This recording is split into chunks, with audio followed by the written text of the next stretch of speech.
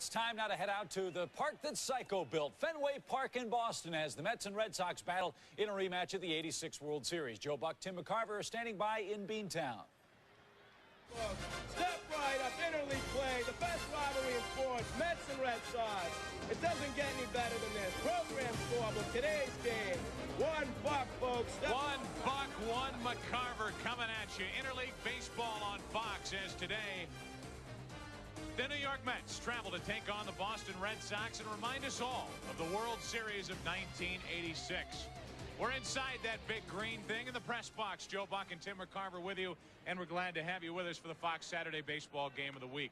Well, Tim, we've got two teams that have legitimate shots at postseason in 1998. And the way they're doing it, the age-old way, they're doing it with pitching. And different types of pitching staffs, too. As a matter of fact, the New York Mets with a pitching staff that almost nobody knows. As a matter of fact, the most familiar pitcher on their staff is a guy who hasn't pitched for them yet, Hideo Nomo. Bobby Jones is starting in this afternoon's game. Al Leiter won last night. Rick Reed has been a stalwart, and Masato Yoshi will be joined now by Nomo, fellow Japanese pitcher. They are awesome this year. As you look at the #1 spots that they occupy, their starters, only the Atlanta Braves starters, predictably better than the Mets. So you've got the Mets staff, they're winning, and they've just reeled off a nice 9-game winning streak. They won last night after losing 3. They beat the Boston Red Sox, who had Pedro Martinez their best on the mound. But really, the Red Sox have another pitching staff. Not a lot of guys may know outside of Pedro Martinez, but it's a good group. Even though Martinez didn't win last night, he's a starter that is the Red Sox stopper. They have a stopper in Tom Gordon. That's the finisher, and that's the reason they're about 11 games better off this year than they were last year at this time. They're only 9.5 games behind the Yankees. Still plenty of baseball left. We're going to watch that knuckleball of Tim Wakefield dance around Fenway Park here today. It'll look very much like that. He'll take on Bobby Jones and the Mets. First pitch coming up after this word from your local Interleague Fox station.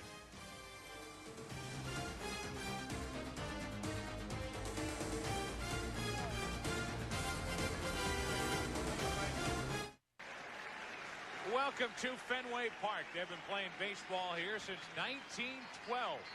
The Boston Red Sox take the field, led there by their right-hander, knuckleballer Tim Wakefield. And we'll give you a look at the New York Mets starting lineup, brought to you by MCI. They'll lead it off with Brian McRae in center, Bernie Gilkey batting second in left field with John Olerud, longtime American leaguer at first base, batting third. Butch Husky in right field with Baerga batting in the 5th spot. Edgardo Alfonso at third. The DH is Matt Franco. Ray Ordonez at short. And Alberto Castillo is the catcher for the Mets, with the injured Mike Piazza day-to-day with a bad left hand. The Red Sox defense, Garciaparra leading all shortstops in 1997 with total chances, putouts, double plays. He was the unanimous Rookie of the Year a year ago. He's been slowed by a sore right shoulder, but he's back in the lineup for the Red Sox and playing behind knuckleballing right-hander Tim Wakefield. Tim Wakefield with a knuckleball, and a rare true knuckler in that he throws it all the time. Deadly when he gets ahead because hitters become too defensive and have a tendency to swing at it out of the strike zone. The danger area, says Dick Pohl, the bullpen coach of the Red Sox, from the mid-thigh to the belly button. Above the belly button, knuckleballers move, and below the mid-thighs, they move. But he'll throw about 95% knucklers, even if he's behind in the count. Started out red hot, 6-0. He's slowed of late, 6-2 on the year. He'll give you innings, though. He's a knuckleballer that is not your typical knuckleballer in one sense. He works quickly. He's a young guy and a good athlete. Matter of fact, he signed with the Pittsburgh Pirates back in 1988 as a first baseman, a power-hitting first baseman. And he changed to a knuckleballer in '89. McRae is quickly in the hole 0-2. We remind you, as always, the broadcast also available in Spanish by utilizing the SAP button on your television. Brian McRae is quickly in the hole, 0-2, with Gilkey and Olerud to follow. Easy for the second baseman, Benjamin. And the leadoff man is gone. McRae hitting .232, grounds out.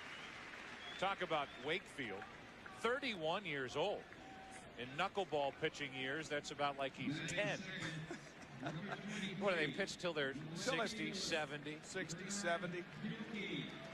I mean, you got guys like Wilhelm and Huff and Necro and Candiotti's getting up there, and I hope he's listening somehow out in Oakland.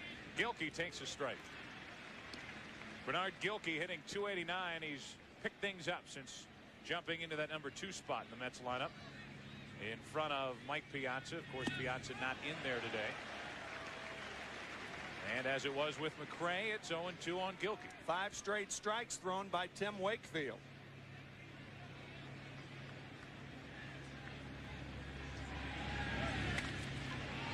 Not all that well hit into center for Darren Lewis. He's a good one to patrol all that area in center field here at Fenway. 2 up, 2 down.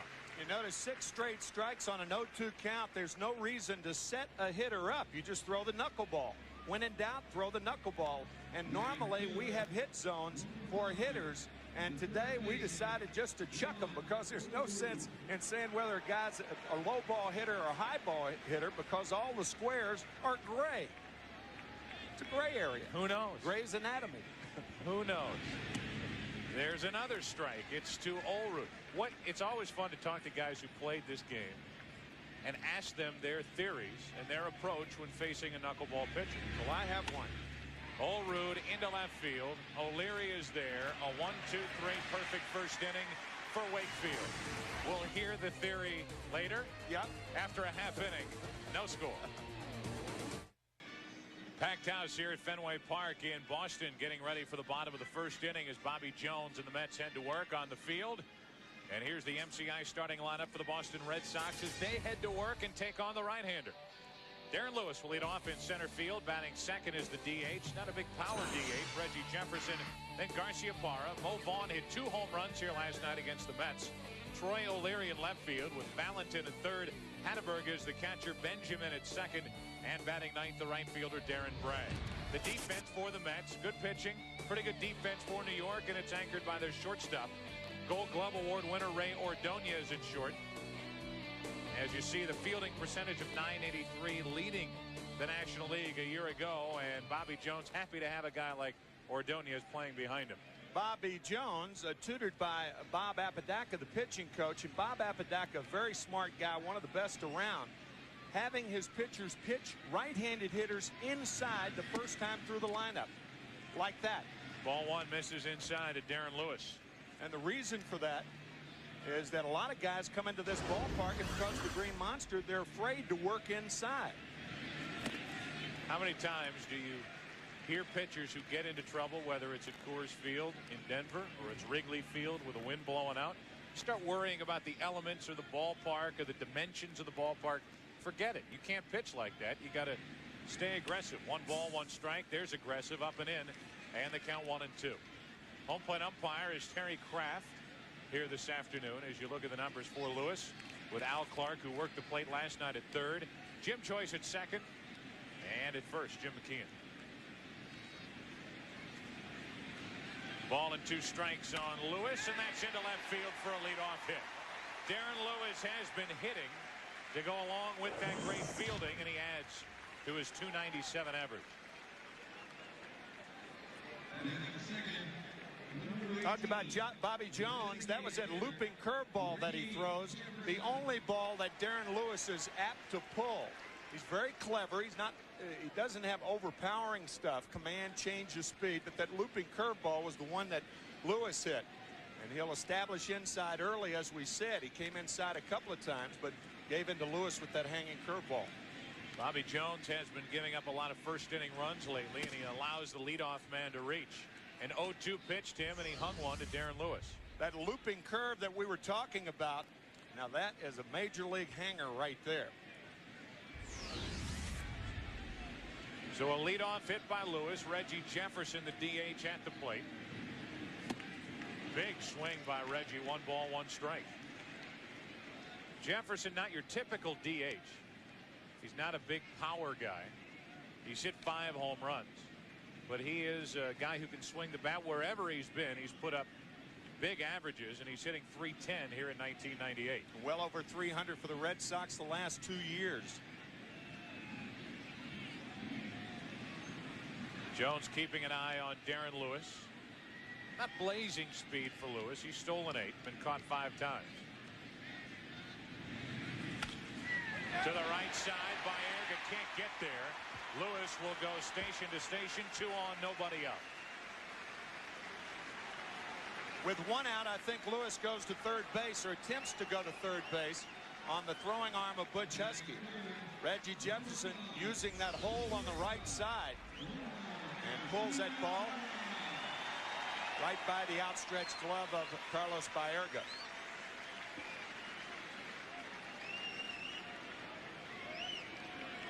So back-to-back hits. Lewis went first to second on the hit by Jefferson.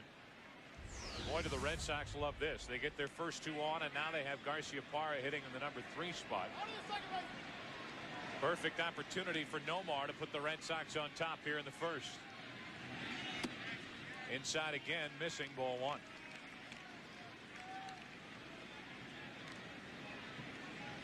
Garciaparra hitting .284. Last year hit 30 home runs and was the unanimous pick for Rookie of the Year in the American League. There's a strike, 1-1.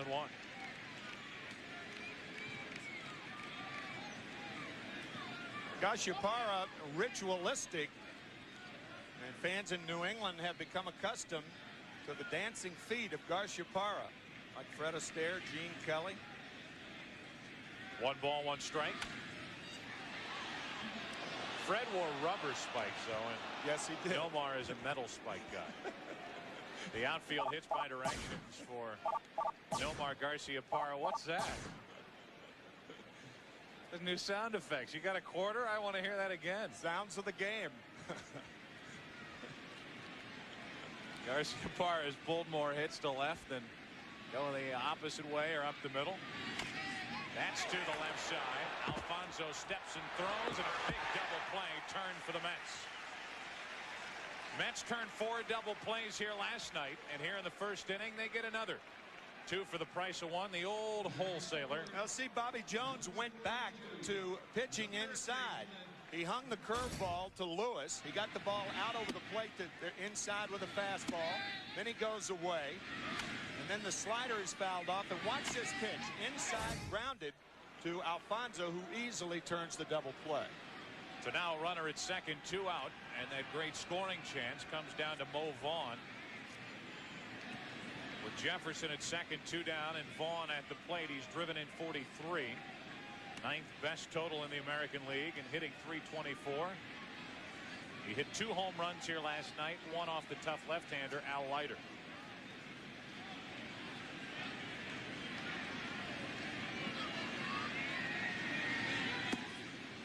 A strike from Jones. Again, Bob Apodaca, he said the one thing we have to get away with Mo Vaughn is challenging him. No more macho stuff with Mo. We tried him with 2 fastballs last night. He hammered those. First pitch from Jones, a curveball. I think Mark McGwire relies on pitchers trying to put a notch on their belt. Say, oh, I struck McGwire out. Yeah. Why bother? Why try? 1 ball, 1 strike. Unless you're in a situation where you have to pitch to a guy or behind in the count, why do a guy a favor and give him something to hammer? That's good, because all pitchers at one time or another have that attitude of he's not going to get me. There's a long list. It sure is. Runner at second, 2 out. Vaughn takes a strike. That one over the inside part. Strike 2. It's funny to hear a guy like Apodaca tell his pitcher to stay inside. How many guys forget that? Forget that part of their arsenal. Keep it out over the plate. In this park, you can hurt your neck turning to watch the ball fly. That'll fly to center. Easy for McRae. And after putting the first 2 on, the Red Sox hit into a double play. Vaughn flies to center, and after 1, interleague style, Mets and Red Sox, no score. Back for the second inning here in Boston with absolutely no score. The Red Sox got 2 hits in their half of the first inning, and Butch Husky leads off for the Mets. A .246 hitter with Baerga and Alfonso to follow. And that's the first pitch out of the strike zone delivered by Wakefield. All right, we've been waiting long enough. Okay. What was your theory on facing a knuckleball pitcher? The best theory that I ever heard, that I adopted, was told to me by Duke Snider. Duke Snider used to catch Gil Hodges' knuckleball. Duke told me that Hodges had the best knuckleball in the National League. Those were in the days of Dutch Leonard and other knuckleballers. And Duke learned that by catching a knuckleball, if you had to wait till the last possible minute with flexible arms to catch it. Husky shoots one to deep center. Darren Lewis going to get it on the track. 1 out. If that's true, and believe me, that is true, you have to wait till the last minute to catch the ball because you don't want stiff arms. If that's true, what you do as a hitter, you wait until the last possible minute to hit the knuckleball. You cannot wait too long to hit that flutter. When Tim Wakefield gets into trouble, he gets top heavy with the knuckleball. The ball starts spiraling and rolling on its way to the plate. It hadn't done that yet, but when he runs into trouble, that's how he gets into trouble. 4 faced, 4 retired for Wakefield, and here's Baerga. Carlos has picked it up. He takes a strike. You can even notice, Joe, how Scott Hatteberg, the catcher, is catching the ball back close to his body. Because you wait till the last minute and allow the knuckleball to really come to you more than, say, the standard pitches of fastball, slider, curve, pitches of that nature. He's got that enormous glove working today as Baerga doesn't get much of it. Grounds into Benjamin. And that's 5 in a row retired by Wakefield to start this game. There's Mike Piazza. Saw him before the game getting a little whirlpool action, a hot whirlpool on that left hand. Was hit by a pitch in the first inning last night by Pedro Martinez.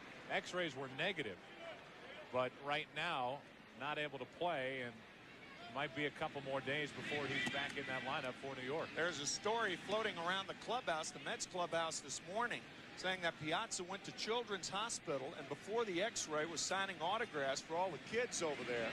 And the nursing station, the nurses at the nursing station called Piazza at the hotel after the game was over to thank him for being so kind. Now this was before, you know, not to be too schmaltzy about the thing, but this was actually before Piazza had been x-rayed without knowing whether the thing's broken or not.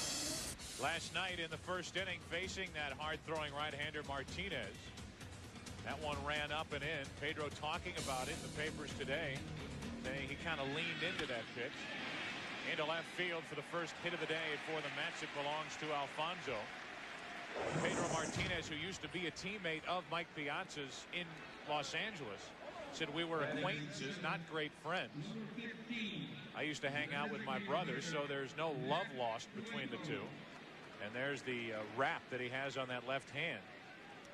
Plus, and Martinez, a guy, Tim, that'll drive a guy off the absolutely plate. Got that reputation in the National League and carrying it over to the American League. I mean, after all, before that at bat last night, Piazza had 3 career home runs against Pedro. 1 on, 2 out. A chant of "Let's Go Mets" starts to escape from this crowd here at Fenway Park, and those here rooting for the Boston Red Sox either are saying Mookie or are booing those Met fans that are putting together that chant. Before last night's game, the last time these two teams met in this ballpark, Game 5 of the 1986 World Series, won by the Red Sox. The last postseason victory for the Red Sox. They have been shut out in series since. We talked about Garciaparra dancing with his feet. Wakefield does that with his pitches.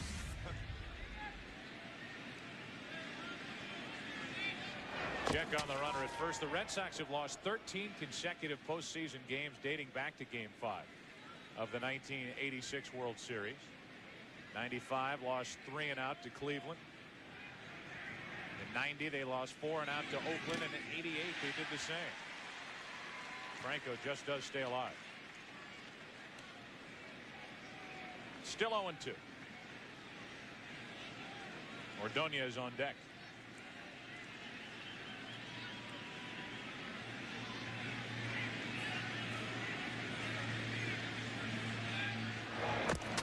I think what you're seeing here with Matt Franco, the batter, Matt's a good hitter, but the Mets usually use him primarily as a spot starter.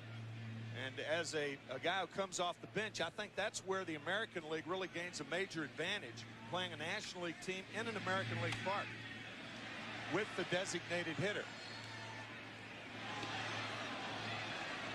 And a smaller side note to that is you see a lot of National League clubs now carrying 11 pitchers. That's almost the norm now, as opposed to carrying 10 with an extra bench player. It saps your bench a little bit by putting Franco out there. Only 4 reserves today for the Mets, one of them being the injured Piazza. Franco's the first strikeout victim for Wakefield. The Mets leave a man, and after an inning and a half in Boston, no score. Bobby Jones heads back to work for the New York Mets. Last inning, he got into and out of trouble. Here's what the hitting coach for the Red Sox, Jim Rice, talked about with Reggie Jefferson. I'm going to throw the changeup hard and throw the slider. Yeah, see, it's not a good one. His slider's almost like a slow cutter. It don't go down at all. It's just cuts. I think he threw Mo 2 changeups. 2 balls he took. And Moose was Mo Vaughn when Mo popped up on the slow curveball, a shallow center to end the first inning. Reggie Jefferson saying that the slider from Bobby Jones almost like a slow cutter. And as we said earlier, Bobby Jones is not a particularly hard throwing pitcher, but relies on location to get guys out and change the speeds.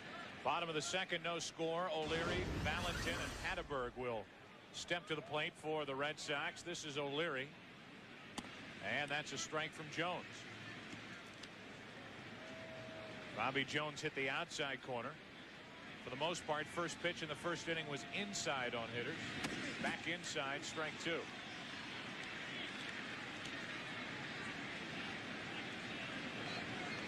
Bobby Jones 3-0 in his last 5 starts for the Mets, who have been on a roll with one exception, that 3-game series at Three Rivers in Pittsburgh.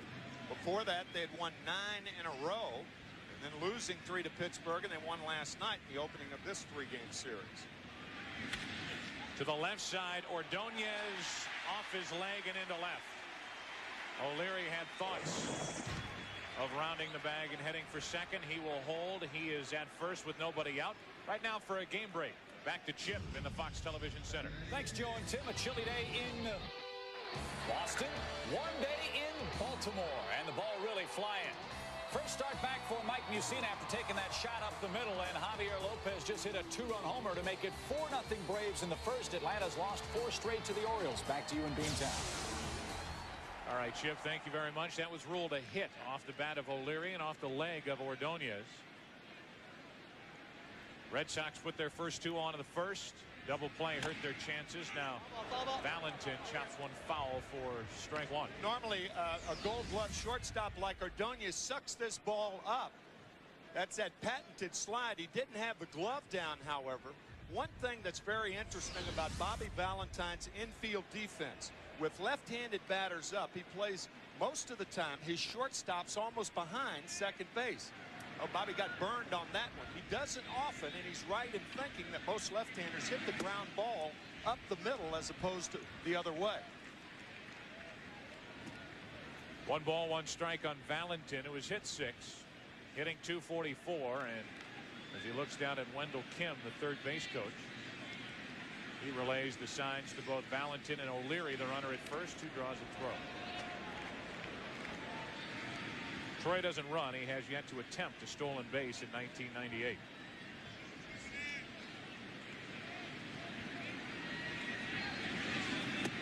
Breaking ball inside, ball 2.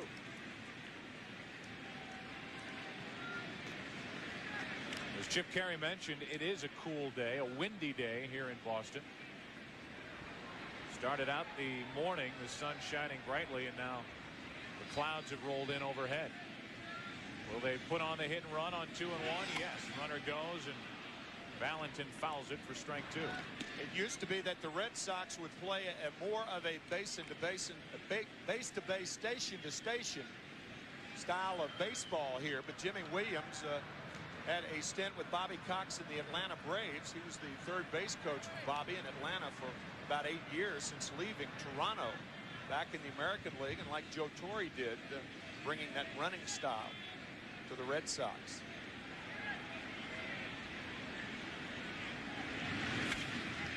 Pretty well hit down the right field line. Trouble if it's fair, but slicing foul. Just foul and nearly a home run. Butch Husky is almost waving home run and trying to say the ball's in the stands. Did you see that right hand go up? That's usually the wave of the umpire down the right field line.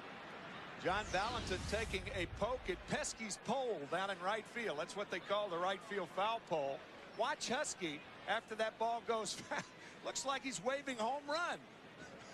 It does. I think he's signaling foul, and it was foul by inches. It was.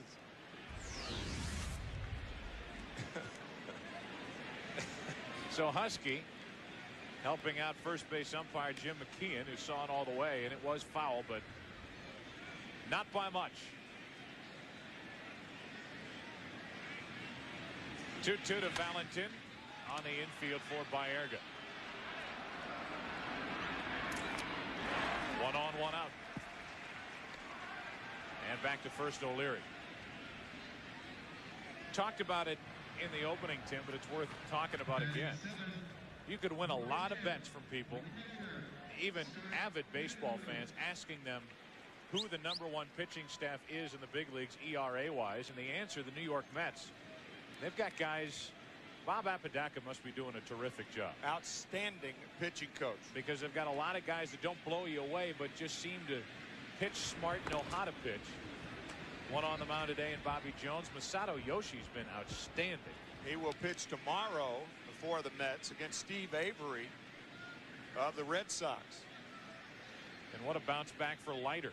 He's got that great control this year, better than in years past, and when he gets the ball over the plate, he's nearly unhittable. Opponents' batting averages paltry facing those four. And their fifth guy now is Hideo Nomo. The guy with the best stuff on the staff was Dave Malicki, and he was traded to the Dodgers. Just not productive enough. Dave 1-4 on the year, and Hideo Nomo running into similar problems. He was 2-7. But the thing that the Mets are thinking, at least Hideo Nomo had a good track record. Not so with Malicki. That's strike 2 on Hatteberg, as Bobby Jones again tries to get around a leadoff hit. I'd take a chance on Nomo. How can you not? Absolutely. Rookie of the year 4 years ago. Earned run average below 2. Now his earned run average has progressed about a run with each year. 2, 3, 4, 5. Hatteberg set up at 0-2. Just a little up and in, 1-2. Particularly when the catcher to whom he will be pitching is Mike Piazza and his best friend Masato Yoshi, when they played together before Nomo came to the United States. Hatteberg to the second baseman Baerga. They'll just flip for the 4-shot, 4-6. O'Leary did the wise thing, didn't run into a double play. And the 4-shot makes it 1 on, 2 out for Benjamin. And particularly on a slow roller, you can see O'Leary stopping. Baerga looks at him, realizing he has only one play in the flip to Ordonez. So O'Leary is erased. He had a leadoff hit to start this inning. Now a man on, 2 out. And Mike Benjamin getting some playing time at second base with the return of Garcia Parra. Filled in very well for the injured Nomar. Strike 1. This guy's a valuable guy to have on your ball club. He was for years with San Francisco. Can play second, can play short, can play third. Something off speed, and Benjamin out in front. Strike 2. That's a very difficult adjustment too when you're used to playing the left side of the infield and learning the footwork on the right side of the infield. Benjamin credits Wendell Kim with helping him with his footwork around second base. Now they're together again in Boston. Yep. 1 on, 2 out. Ball 1. What are you laughing at? Well, I'm just laughing. It's a nice story. You have just a poignant way of putting it's some a nice things. story. They're together in San Francisco, and now they're here together in Boston. 1 and 2. San Francisco's sister city, you might say, right? Boston. In a way. Yeah. Back to Jones. Reaches for it. Inning over. And for the second inning in a row, Bobby Jones gets around to lead off hit. Back for the third after a word from your local Fox station. You're watching Fox Saturday Baseball Game of the Week. Ball. Ordonez, a .242 hitter, followed by Castillo, and then back to the top, Brian McRae. 1 ball, 1 strike. Ordonez has hit a little better. His average at .242. He's driven in 16. Not a bad total. Last year was predominantly all glove, no hit. Batting only .216 last year after a .260 average a year before. That's well hit into left center field. Darren Lewis over to get it. Could search long and hard and not come up with a better guy to play center field here at Fenway than Darren Lewis. He plays in front of that green monster. And as our facts tell us, not part of the original park, but built in stages. And that green monster, which before 1947 was covered in, how do you say that word? Advertisements? Or advertisements? Either way. That has been the source for many a headache for many a left fielder and center fielder playing here at Fenway Park. It's covered with dents right now. Covered with dents. There's one dent that got over that wall. That's right. Bucky in 1978. Into center field. Another one for Darren Lewis. Castillo, who homered here last night, flies to deep center, taken care of by Darren. 2 up, 2 down here in the third inning for New York. There's some of those dents in that wall. Very nice. Thank you. And in a memorable piece, 1978, Bucky Dent in that 1-game playoff with the winning home run, as it turned out, for the New York Yankees. Boston Red Sox had blown a 14-game lead. Had to win their last 8, I believe, to force that 1-game playoff, and then that heartbreaker. And Bucky Dent, of all people. Mike Torres was the pitcher, and they'll never forget that in New England. Carl Yastrzemski made the last out, a pop-up to Greg Nettles off Goose Gossage. McRae pops it up into shallow left center off Tim Wakefield into the waiting glove of Nomar Garciaparra. A little more electric music as we go to the bottom of the third here in Boston. No score. Bottom of the third inning here in Boston. Bobby Jones back to the mound. Jones so far has pitched around 3 hits. Got around 2 hits in the first inning. A big double play ball off the bat of Garciaparra helped. Leadoff hit by O'Leary in the second, but he got Valentin, Hatteberg, and Benjamin. And the number 9 hitter Darren Bragg will lead off with Lewis and Jefferson to follow.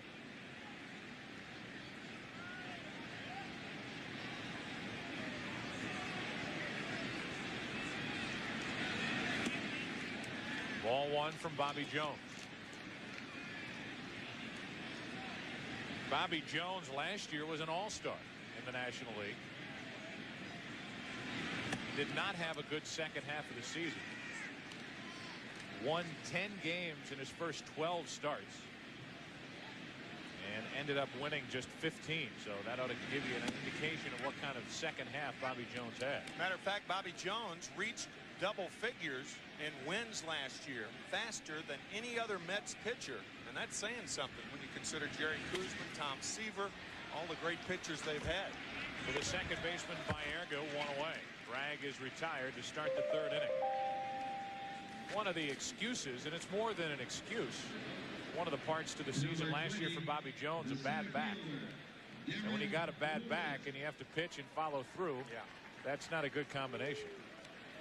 There's Darren Lewis, who singled and involved in the double play his first time up.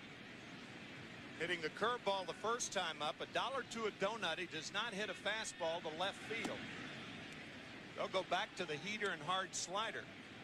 Matter of fact, Darren Lewis is tied with Derek Jeter in opposite field hits in the American League.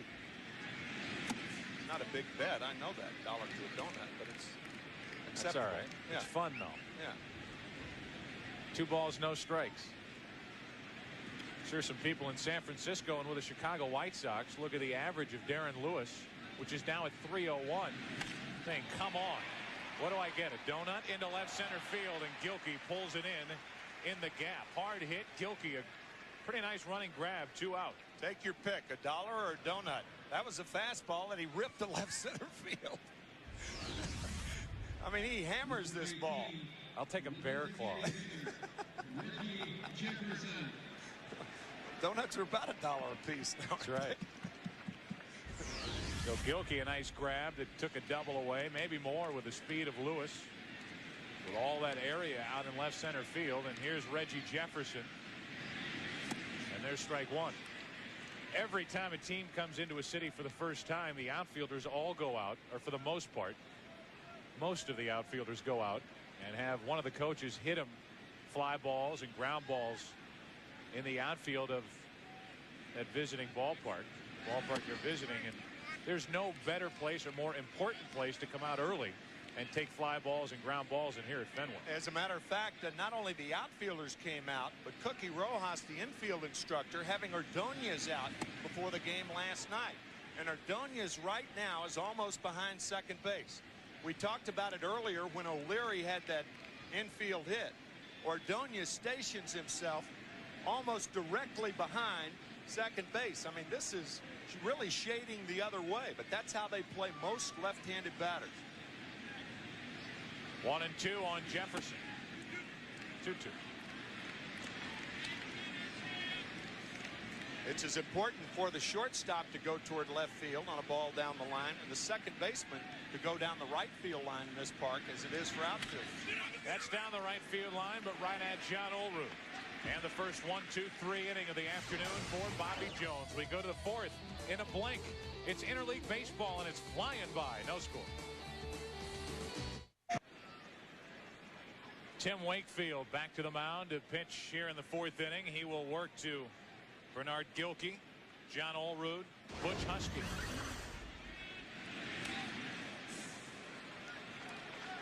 Usually get a pretty good early indication as to how a knuckleballer is going to fare on the afternoon, and the early returns on Tim Wakefield are good for the Red Sox. That's a very good point, because usually if a knuckleballer struggles early, he struggles late. If he's effective early, he's effective for 6 or 7 innings. Yeah, it's not like he gets tired. No, right. How can you get tired? It's like getting tired shaking hands. 0-2 in a blink. And a ball to Gilkey.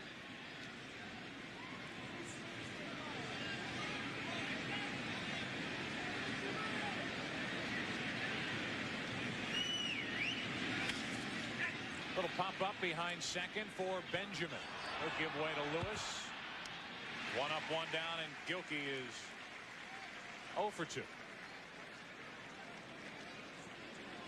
That'll bring in Olerud. Darren Lewis has been busy out there. That's already his 4th putout.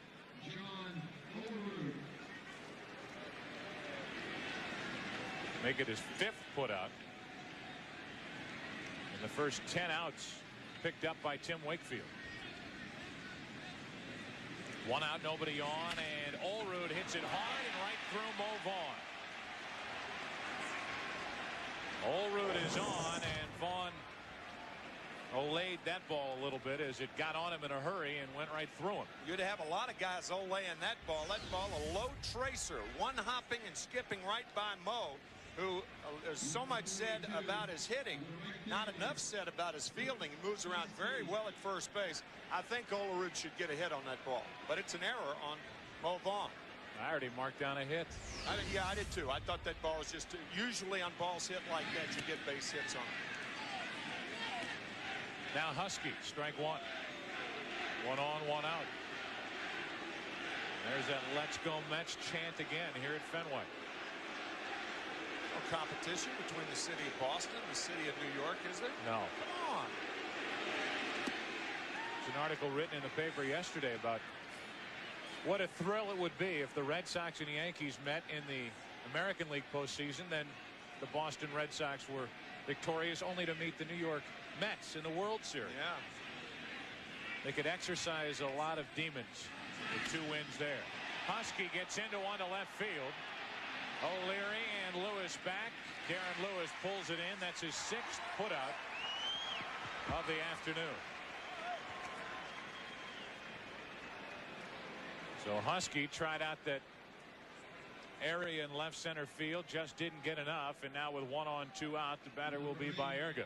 Baseball, a game of records, of course. The record for putouts by a center fielder in the major leagues in a 9-inning game is 12. Darren Lewis is halfway.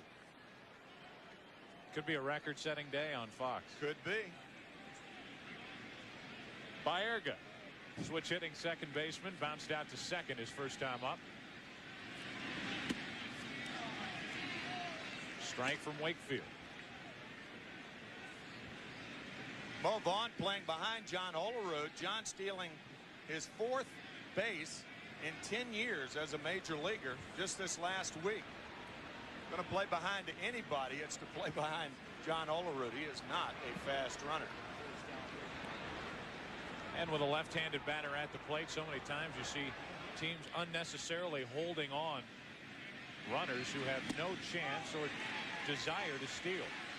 Strike 2 on Baerga. I've never seen, and I haven't been around this game as long as you have, but a knuckleballer like Wakefield with as much control yet still as hard to hit as Wakefield has been here at the start. He's been right around the plate, but nobody can really get a good swing.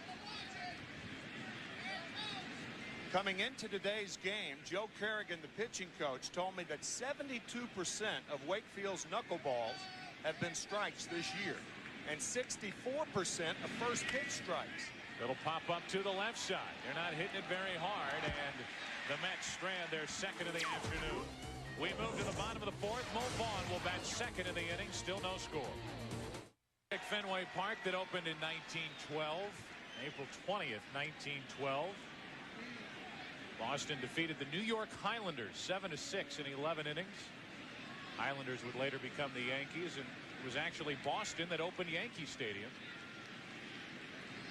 taking on New York. So talk about a rivalry that goes back a few years. 1912.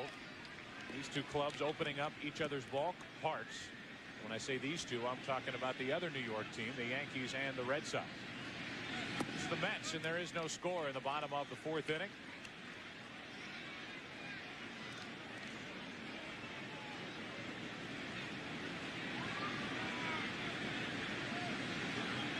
A manually operated scoreboard out in left, that hurt, off the left foot of Garciaparra.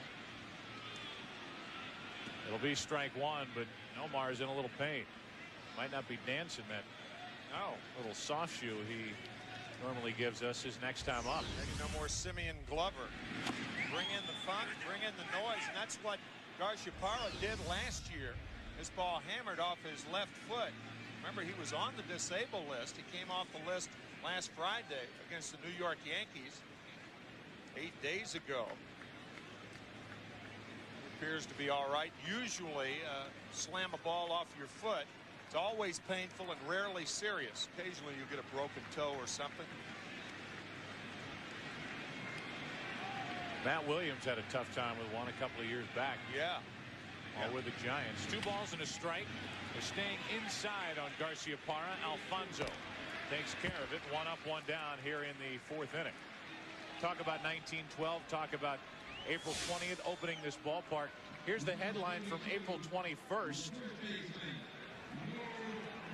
Thrice warned. That's about the Titanic sinking back in 1912. And then over on the side, they talk about the opening of Fenway Park and the win over New York, seen by 24,000.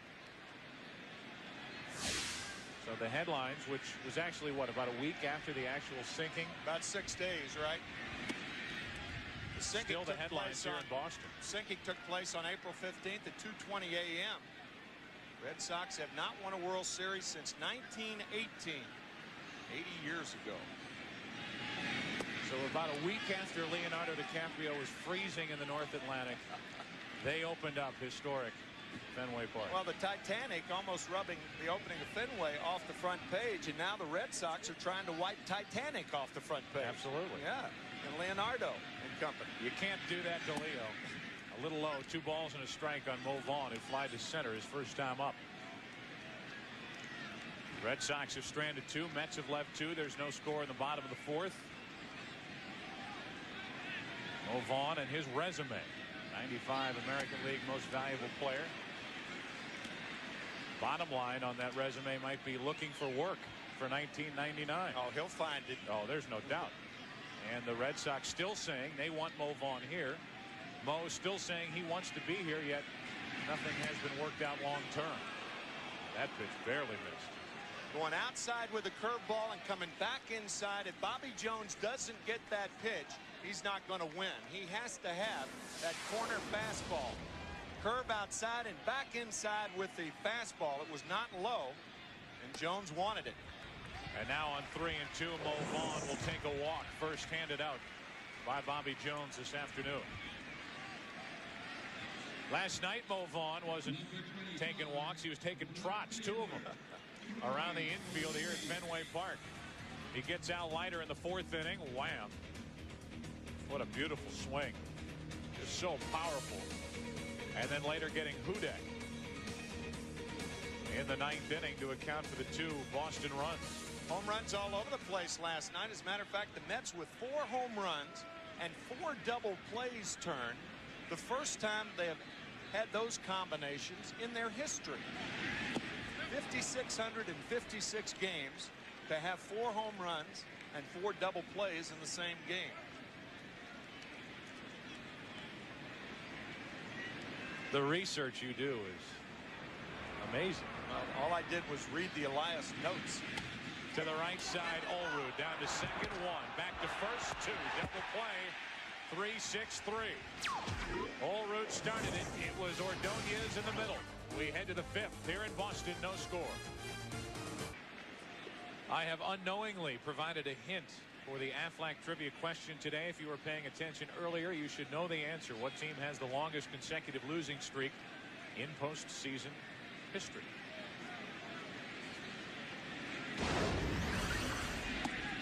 There's a strike to Alfonso. Edgardo singled his first time with 2 out. And he has the only New York hit. Down the right field line, slicing foul. Strike 2. Just 1 strike after another from Tim Wakefield. Yeah, oddly, of the 12 outs recorded so far, there have only been 2 balls hit on the ground. Both have been grounded to second base, so Wakefield's knuckleball is dancing upstairs. Coming into this game, right-handed batters hitting only 178 against Tim Wakefield. That's the lowest in the American League. Up and in to Alfonso. Alfonso's a hitter similar to Derek Jeter of the Yankees and to Darren Lewis, in that he hits a lot of balls the other way, particularly with 2 strikes. This one is short for Garciaparra. Leadoff man is gone, and that's the way we start the 5th inning. Our Aflac trivia question: which team holds the longest consecutive losing streak during the postseason? And our answer? Well, I can't answer it, though. Why not? Because you've already given it to us. The Boston Red Sox. I remembered 13 it. straight. Yeah. And Game 5, 1986 World Series, the last postseason victory. And there it is. There it is. And what's what's World Series the Red Sox have played? They took the Cardinals to 7 games in 1946. The famous Pesky couldn't unload on the Harry Walker double. Pop up off the bat of Franco. And Mo Vaughn puts it away. 2 up, 2 down. Enos Slaughter scoring the winning run in the ball game. And then in 1967, the Red Sox bought too much Bob Gibson that year. Gibson winning 3 games in the 67 series. And then in 1975, the Cincinnati Reds, one of the most dramatic World Series ever played. The Carlton Fisk home run. American League champions that year. And then in 1986, were it not for that quirky ball staying down and going through Bill Buckner's legs, it's the Red Sox and not the Mets who win the World Series. You could see that coming, couldn't you? Off the end of the bat, off the bat of Ordonez. That had more spin on it than anything Wakefield's thrown up to the plate. And it took a bounce and got back behind Benjamin, who overran it a bit. Folks familiar with spin the bottle when you were a kid? Well, this is spin the baseball. Squirt, squirt.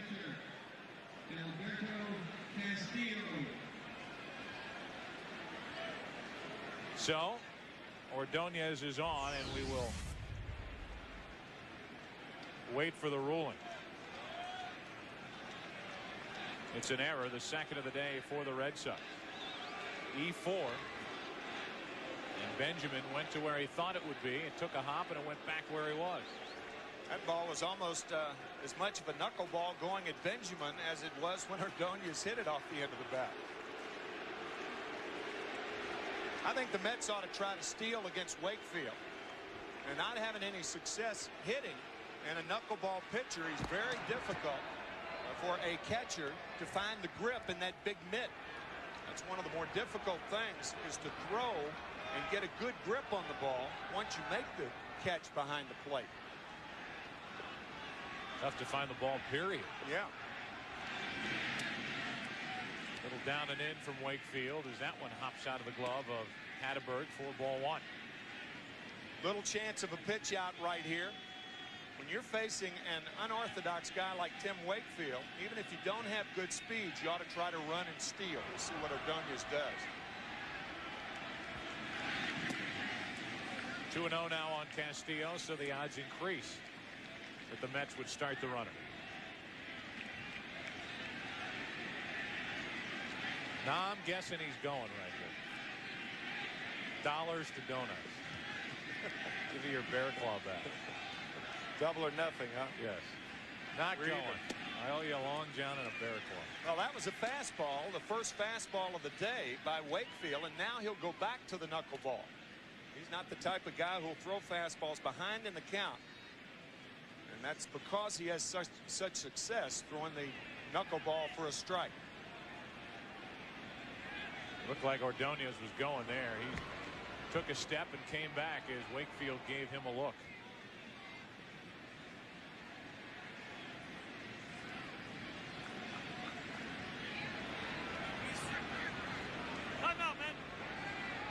Castillo asking for time at the plate. Granted time by Terry Kraft. Mets batting in the top of the fifth inning with no score. And Wakefield keeping a close eye on Ordonez, who, by the way, is 3 out of 8 stolen base attempts.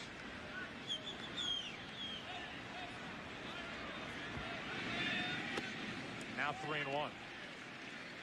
Now you would think they'd start the runner again. I think they've been too tentative. I think if you're Ordonez, you've got it in Bobby Valentine. I think you have to send the runner before it gets to 3-1. Possibly Bobby is thinking that if Castillo makes the last out, then you have the top of the lineup up starting in the 6th. Runner still not going, and the ground ball to short to force out at second. That doesn't make any sense. No. But as the Mets play station to station, the force out to end the inning. They've left 3. Halfway through it, no score. Welcome back to Fenway Park. Bottom of the 5th inning, still no score. There's Hideo Nomo and Masato Yoshida side by side in that Mets dugout. The best of friends in Japan and now together with the New York Mets. Interesting that Bobby Valentine wouldn't run in the last half inning, because you've got a guy at the plate that's not a power guy in Alberto Castillo, a guy at first who at least has some speed in Ordonez. The count 3-1. There's not going to be a pitch out, and you would figure that the pitch Castillo would get to hit would be the fastball. If it's the knuckleball, you're going to steal the base anyway. And he got the knuckleball and he hit it off the end of the bat to break the bat. But I agree with you, and I think he should have stolen before the count was 3-1. Bottom of the 5th inning, Valentin down the right field line. Trouble if it's fair, but foul again. He nearly curled one around that right field pole, Pesky's pole, his last time up. He eventually popped up, and now he's behind on the count 0-1. I think it's a valid point that what Bobby may have been thinking is that if Castillo makes the last out, at least you have the top of the order coming up in the 6th inning. But the Mets haven't been hitting Wakefield. As we've talked about earlier, there's no way he's going to tire. I think you have to pick a knuckleball and try to run on it. Strike 2 poured in from Bobby Jones, 0-2.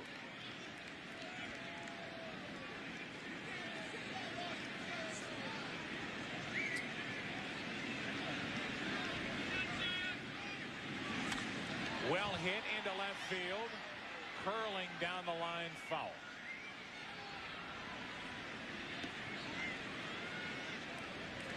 You know, they call that right field Paul Pesky's pole. Middle infielder with the Red Sox in the 40s and 50s, yet he hit just 17 home runs in 10 years. Pesky's still with the organization. That's back over the plate. Castillo set up outside. It came back over the heart, and Valentin is the first strikeout victim for Bobby Jones. Let's take a look at the pitch sequence to John Valentin. Bobby Jones made Valentin so aware of that inside part after the curve the fastball in. He wraps one foul, and now outside with a heater to get it. Becomes so conscious of that ball inside, that pitch on the outside part doesn't have to be in a perfect location. One out, nobody on for Hanneberg, the catcher, who bounced into a force out his first time. Missing inside with ball one.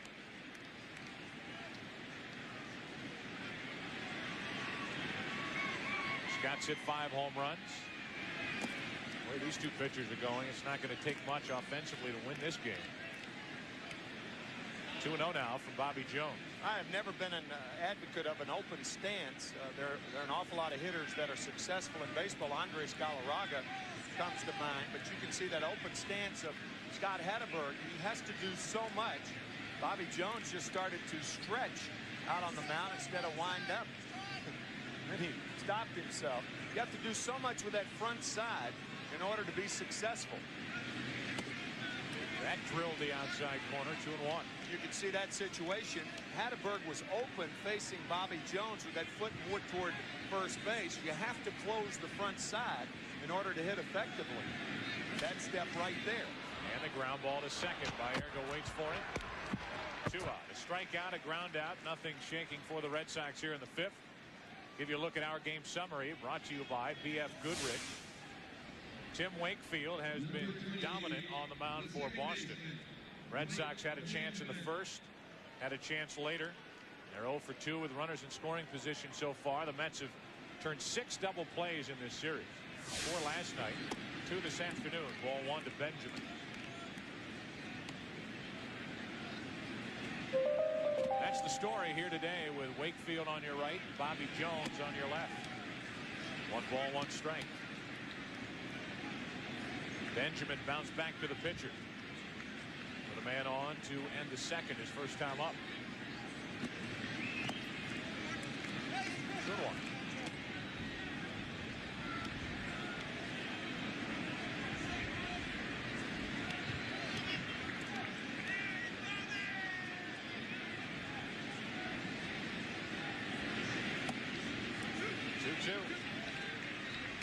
On 2-1, Benjamin not able to pull the trigger on that pitch. Now a 2-2 count.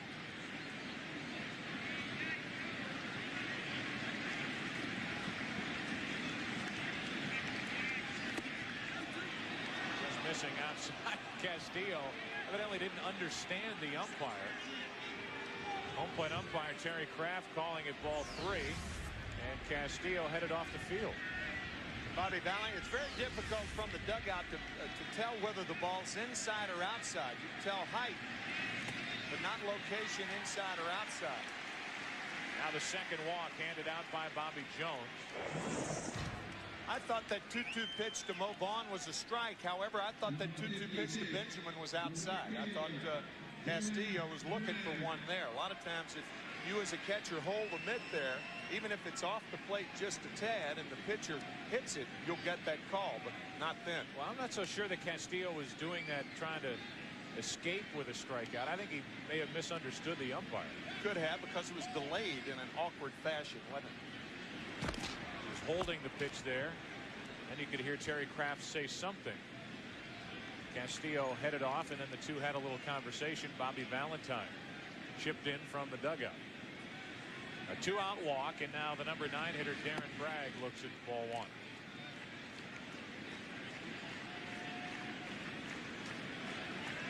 Bragg 0 for 1. He bounced to second, back in the third.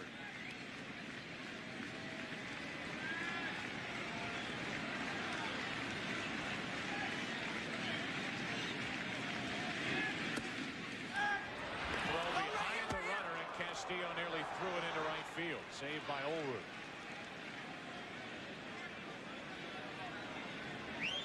Skate save and a beauty by Olerud.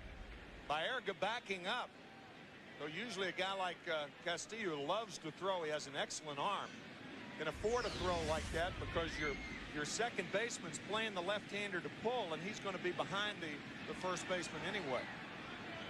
Are you a fan of that throw behind the runner at first? Well, I am with an arm like Castillo. Yes, I am.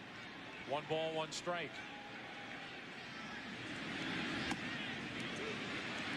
The outside part for strike 2. Saw the success Javi Lopez had against the Cleveland Indians in the 8th inning of that 1-0 game. David Justice hitting the home run. Game 6 of the World Series back in '95. A key pickoff at first base. Got Manny Ramirez. Right. 1 on, 2 out. A ball and 2 strikes on Bragg. Little high.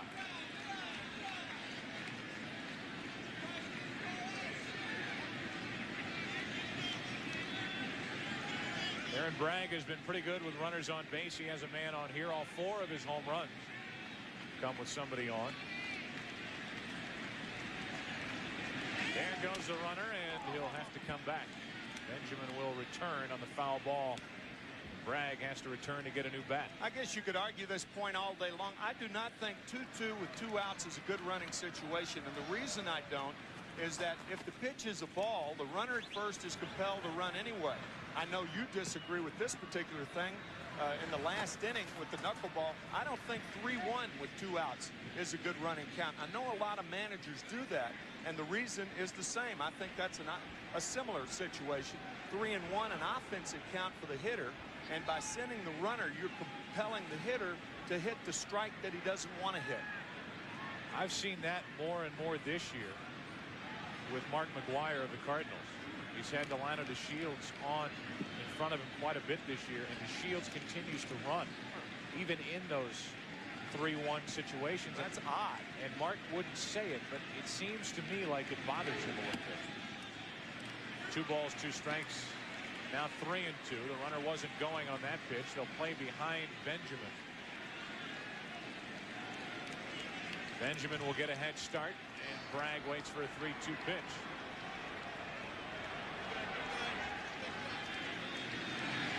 Runner goes. The strikeout, the second of the inning and the afternoon for Bobby Jones.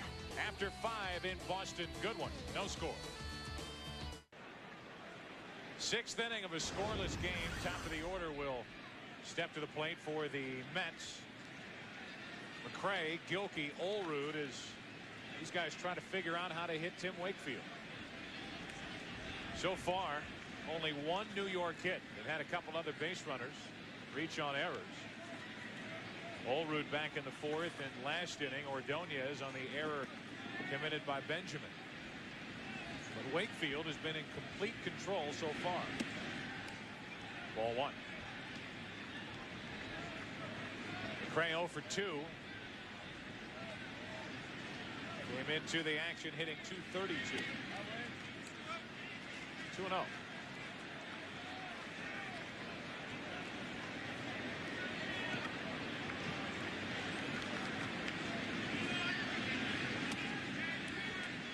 Two and 1. Is that the 2-0 knuckleball? 2-0 knuckleball. The only other 2-0 count. He threw the fastball to Alberto Castillo. Another characteristic of many knuckleball pitchers is they take forever. But here's a guy who's been an infielder, and a lot of people describe Wakefield as a knuckleball pitcher who throws it like an infielder would want him to throw it quickly. There's the fastball. It misses. And a leadoff walk. First walk handed out by Wakefield this afternoon. Tuesday, it's game 1 of the Stanley Cup Finals as Peter Bondra and the Eastern champion Washington Capitals take on Sergei Fedorov and the Western champion Red Wings. The race for the Stanley Cup begins Tuesday at 8 Eastern, 5 Pacific, right here on Fox. In situations like this, Bernard Gilkey likes to drag bunt. I don't think that he'll do that against a knuckleball. It's almost tougher to bunt than it is to hit a knuckleball. Who do you like in that battle, by the way, Tuesday night? You like Washington with Ole the goalie, or Fedorov in the high-flying Red Wings trying to repeat. Fedorow's my pick, baby. It's tough to skate with all that money.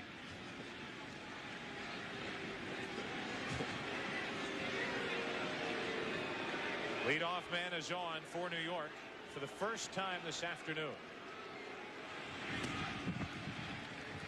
And now a ball to Gilkey.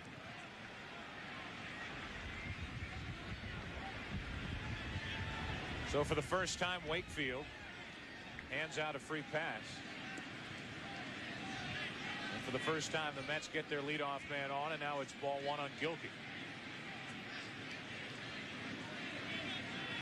With one on, nobody out. Gilkey the foul ball. Perfect time to take you to John Rooney and Jeff Torborg for a Sammy Sosa bat at Wrigley. Let's listen in. Bands and I didn't like the pants down around the ankles, but I've gotten used to it. So I know why the guys like those. Those other flip down glasses are tough to use, you know. Sammy Sosa is coming up against Scott Air. He has 8 home runs in his last 7 games. He had a home run here yesterday. Today he is fouled out and walked as the Cubs are leading the White Sox 4-2 in the bottom of the 5th. And Sosa with a big swing.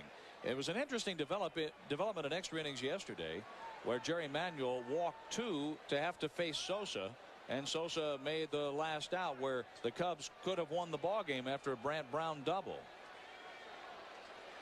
Yeah, I was talking to Buck Showalter the other night. You remember he walked Barry Bonds last week with the bases loaded, forcing in a run. So when you have a little situation with a manager and they're playing the odds and their gut feeling, you go with it like that. You look for the hitter where you think you might be able to strike him out. Sammy Sosa with a 1-1 count. That goes out of play. 3 runs in the 3rd inning for the Cubs after the White Sox scored 1 run in the top of the 3rd, and defense has let the White Sox down today.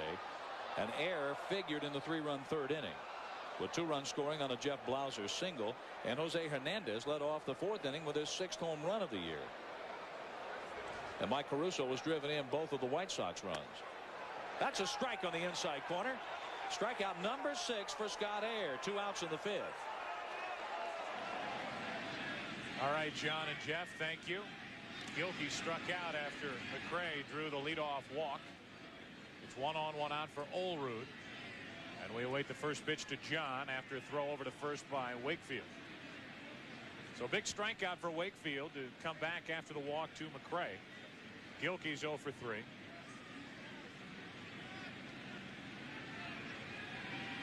And McRae, who has stolen 10 bases, gets a little of the attention of Tim Wakefield. And he tried to run with a count 1 ball and no strike to Bernard Gilkey on a hit and run. Again, a good time to put the runner in motion against the knuckleball. I want to remind you at the end of today's game, Tim and I will select the Chevy Truck Player of the game. Who is going to break through here this afternoon at Fenway? No score in the 6th.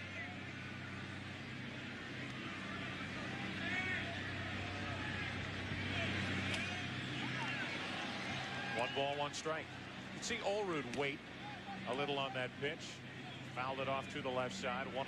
Yeah, we talked about Duke Snider's theory on how to hit the knuckleball, and Snider hit it well. And John Olerud, nobody waits any better than Olerud. 5 for 14 against Wakefield when John was with Toronto. And he hit that ball hard his last time up. Rather close at first.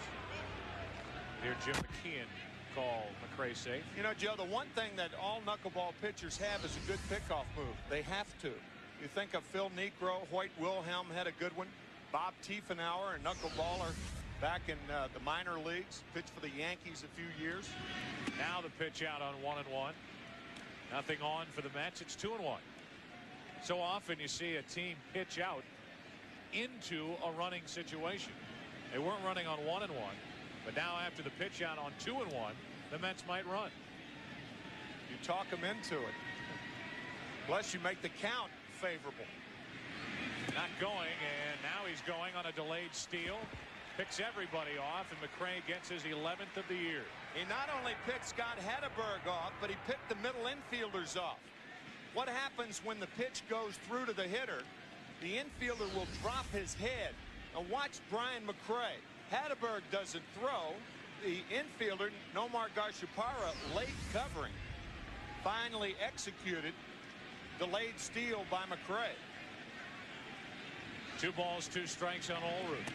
Now 3-2. There are only a handful of guys you see even work that delayed steal. The Mets work it often, though. Part of their arsenal.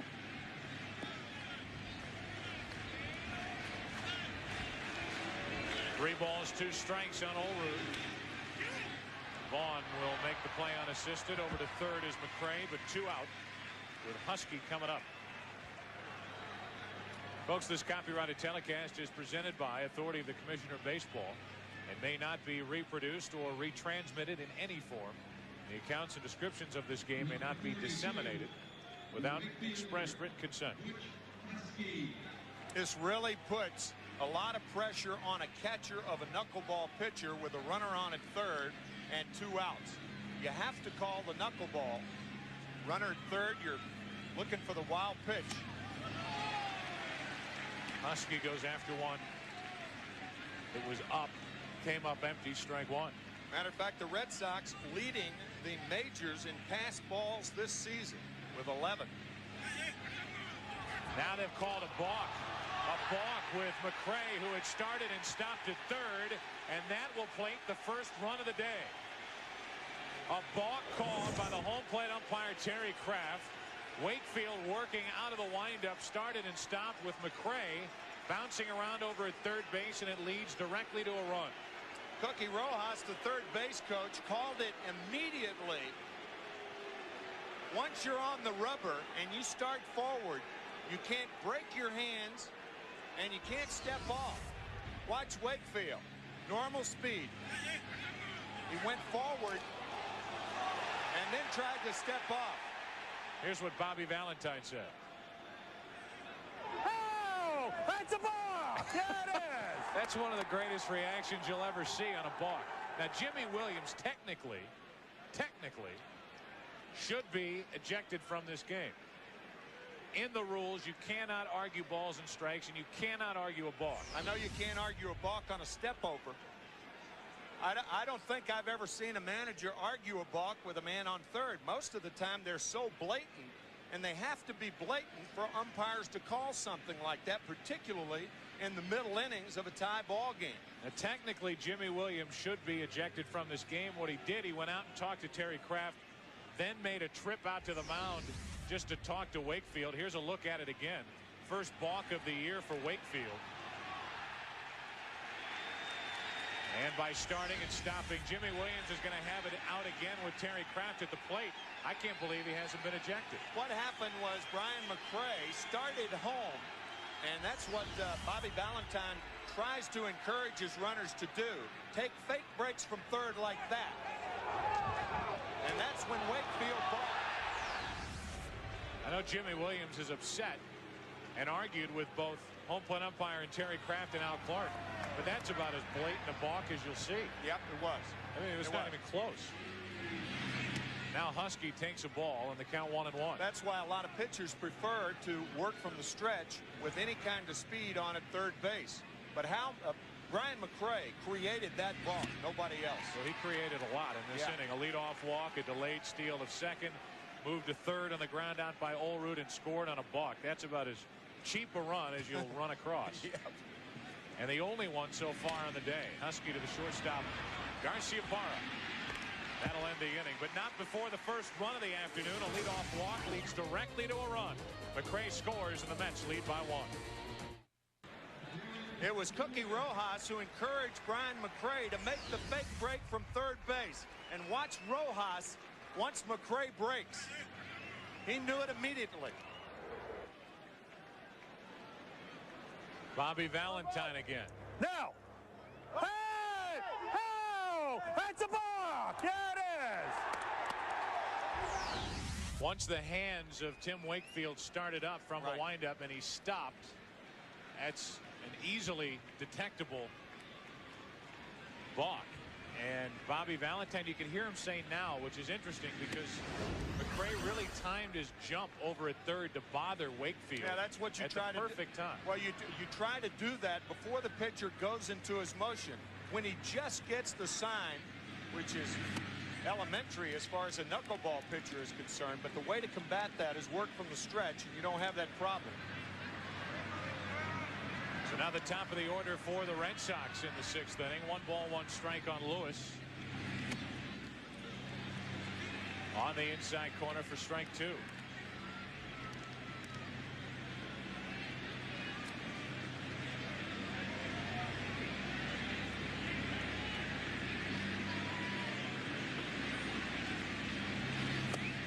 Two balls, 2 strikes on Lewis, who has a hit today. Got his average up over the 300 mark after that first inning single. He lined out to left in the 3rd. 82 pitches so far for Jones. That's 83, and that's ball 3.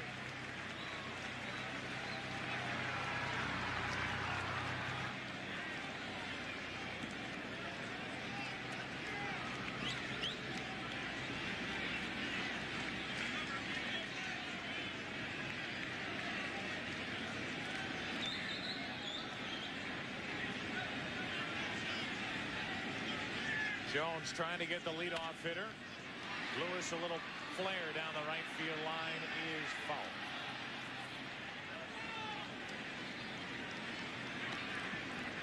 It is a challenge for a guy like Husky, who is here at Fenway Park for the first time, to negotiate that right field line and that low wall out in right field. Only 7 of the 25-man Mets roster has played or even seen Fenway Park, unless it's on television. Those are former American leaguers, of course, that are now on the Mets roster. Full count on Lewis leading off. That's into right center for McCray. Leadoff man is gone. Darren Lewis 1 for 3. And the batter will be Jefferson. Next week on the Fox Saturday Baseball Game of the Week, American League rivals clash as the Indians battle the best in baseball, the New York Yankees. Coverage begins at 1 Eastern and Pacific. Check your local listings for the game and time in your area. Lewis hit it hard, but caught by McCray in center, and now Reggie Jefferson took a strike.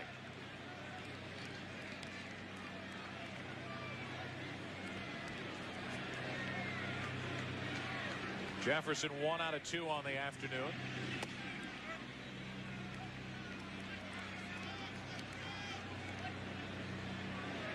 How important is this number 2 spot in the Boston lineup in front of Garciaparra and Vaughn?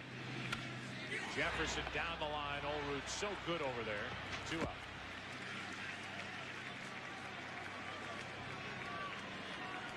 And with the bases empty, the batter will be Garciaparra. It always amazed me how a runner cannot be fast, but a fielder can be quick. There's a big difference in being quick with your first 2 steps, as Brooks Robinson was so many years. John Olerud is as a first baseman, not a fast runner, but very quick instincts, very quick reactions. So with the bases empty, 2 out, the pride of Wayne Britton, vice president of scouting, walks through the plate and takes a strike. They were hoping, the Red Sox were, that somehow, some way, Garciaparra would slip to the number 12 pick out of Georgia Tech. When he was drafted by the Red Sox, he did. They did.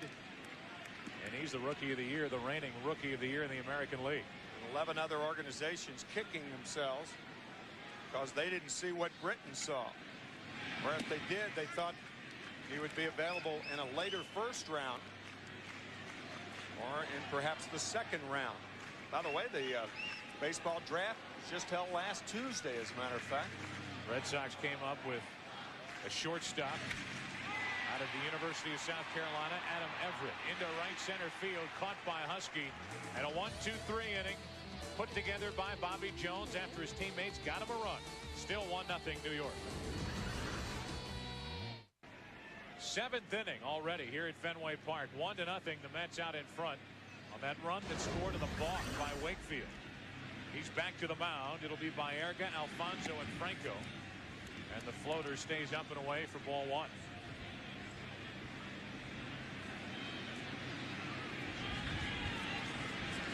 Hitting .303 is Baerga.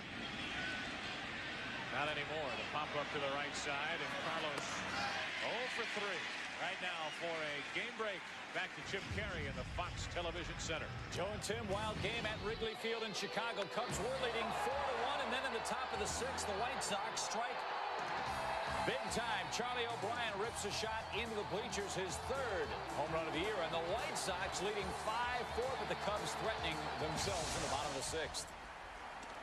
Does it surprise you, Tim, at how poorly the White Sox are playing? I mean, I know that their pitching staff leaves a lot to be desired, but when you have a 1-2 punch in your lineup like Albert Bell and Frank Thomas, you ought to win some games just by falling into it. They're 10 games under 500. You also have Robin Ventura, who's back the whole year. Ray Durham, a fine second baseman.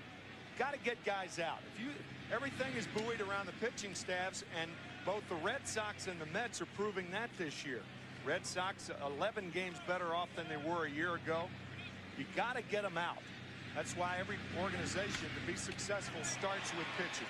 Wakefield got him out. He took care of that hopper back through the box off the bat of Alfonso. 2 gone. Capacity here at Fenway Park about 33,800. And Teddy Ballgame hit a ball so far years ago 502 feet.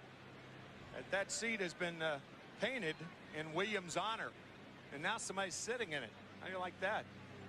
502 feet. I read the story about that. Yeah. It was a sunny day, and the gentleman was out there in a straw hat, and he couldn't find the ball, so he ducked down. The ball actually landed in the straw hat. Hit him in the coconut? In the coconut. Little pop-up to the left side, and we've seen a lot of this afternoon. Garciaparra takes care of the final out off the bat of Matt Franco. Time to stretch. Red Sox bat down by 1.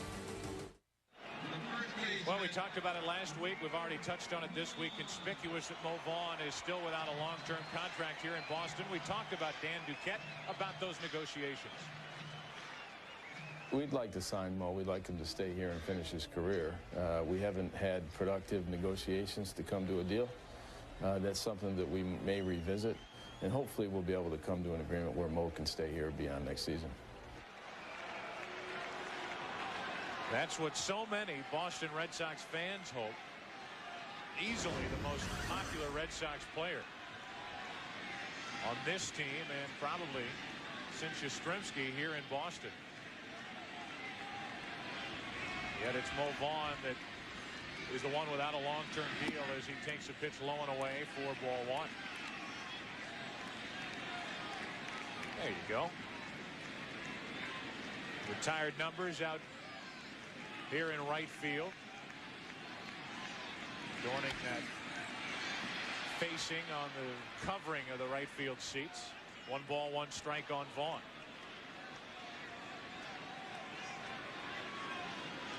+30 home run seasons. Mo Vaughn with 3. You saw the retired numbers. Number 8, Carl Yastrzemski. Number 9, Ted Williams. Joe Cronin, number 4. Bobby Dorr, number 1.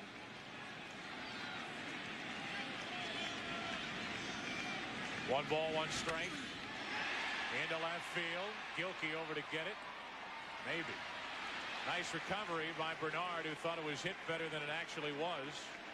Vaughn is retired. He's now 0 for 2.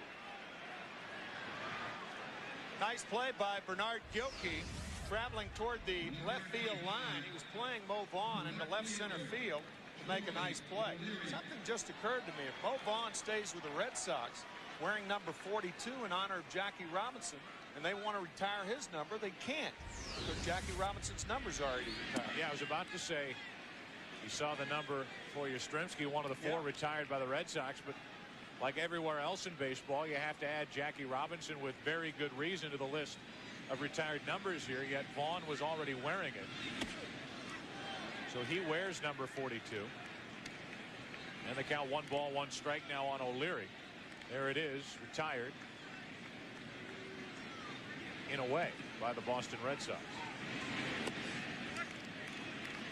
2-1 now on O'Leary with 1 out, nobody on. Troy's 1 for 2. All those already wearing number 42 grandfathered in when they retired at 42, worn by Jackie Robinson. The anniversary a year ago. Ground ball to the right side, picked up by Baerga. 2 up, 2 down here in the 7th inning. Back to the Fox Television Center and back to Chip Caray. Told you guys the Cubs were threatening. It's been a hero a day at Wrigley Field for the Cubs all year. This time it's Derek White pinch hitting for Kevin Tappan. He hits the ball out of the ballpark onto Waveland Avenue. A two-run blast off Scott Aru. Can't believe it. His one-run lead evaporated. Cubs now lead the Sox 6-5. How good are those Cubs going? They have a record of 35-24, same record the Houston Astros have, and the two are tied atop the NL Central. I think it's safe to say the wind's blowing out at Wrigley Field today. That's a fair bet. No dollars or donuts needed. Base is empty with 2 out for Valentin. 1 ball, 1 strike. So as good as Wakefield has been this afternoon, Bobby Jones has been a little bit better.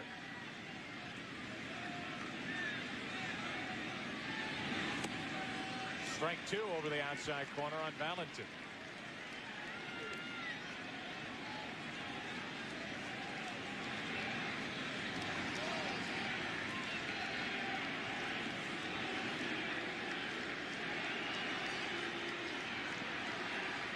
Mets up by a run in the 7th inning. That barely missed. Joe, the last time that the Mets scored on a balk from third base was when John Cangelosi scored against Steve Avery of the Boston Red Sox now, but he was pitching for the Atlanta Braves then, back in 1995. At Valentin reaching, Alfonso on the DL earlier this year with a sore right shoulder. Shows off the arm on that play in a 1-2-3 inning in the 7th for Jones. We go to the 8th. Mets still lead by 1. Well, Tim Wakefield, who has 6 wins on the year, only 2 losses, has been so good. The only run scoring this afternoon on a balk,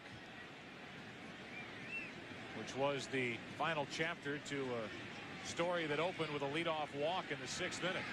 A delayed steal by McRae, a ground out to get Bryant over to third, and the balk by Wakefield, who was pitching from the windup, started, stopped, and it was properly called. Now Ordonez way out in front, strike 2.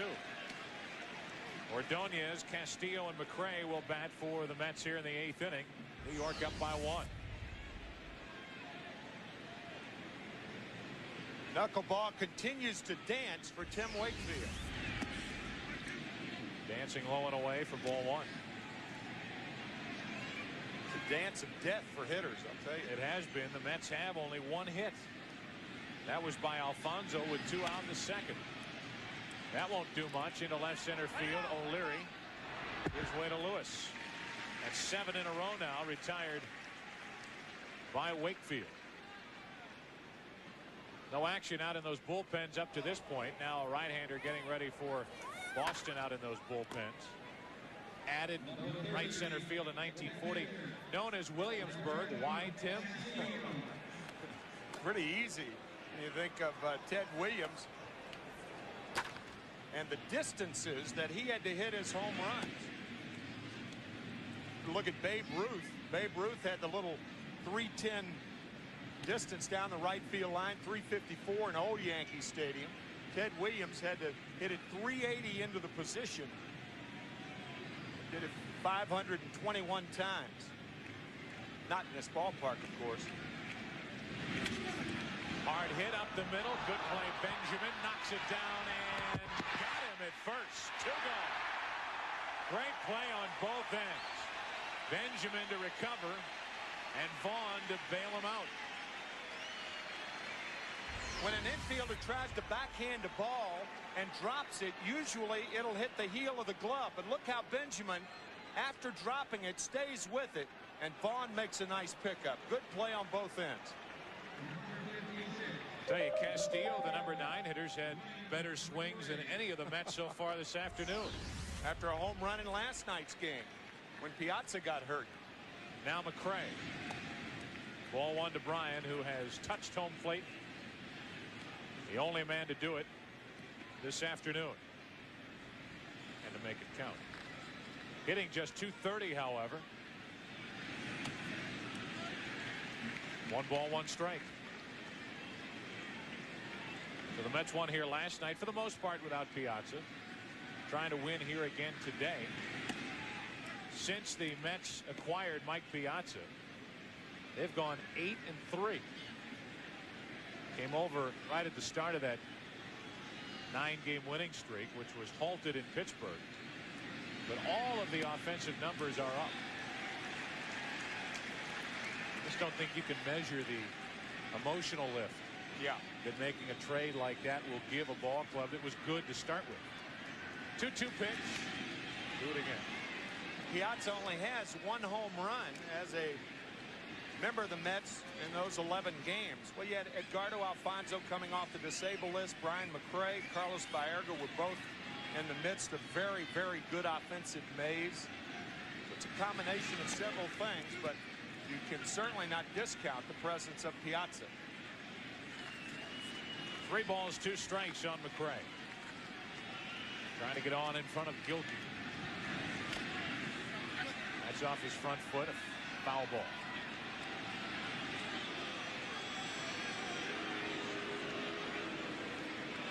McRae started to run, then said, wait a minute. That hit me. I'm still here. You look at Ron Mejia, the left-hander, and Rich Garces, the hard-throwing right-hander, loosening for the Red Sox in their bullpen. But right now, Wakefield showing no signs of slowing down. When he does slow down, it might even get better. Still 3-2.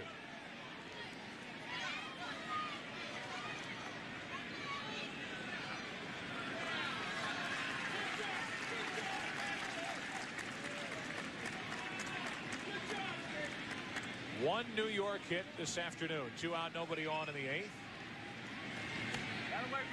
And McRae is battling Wakefield here with 2 out.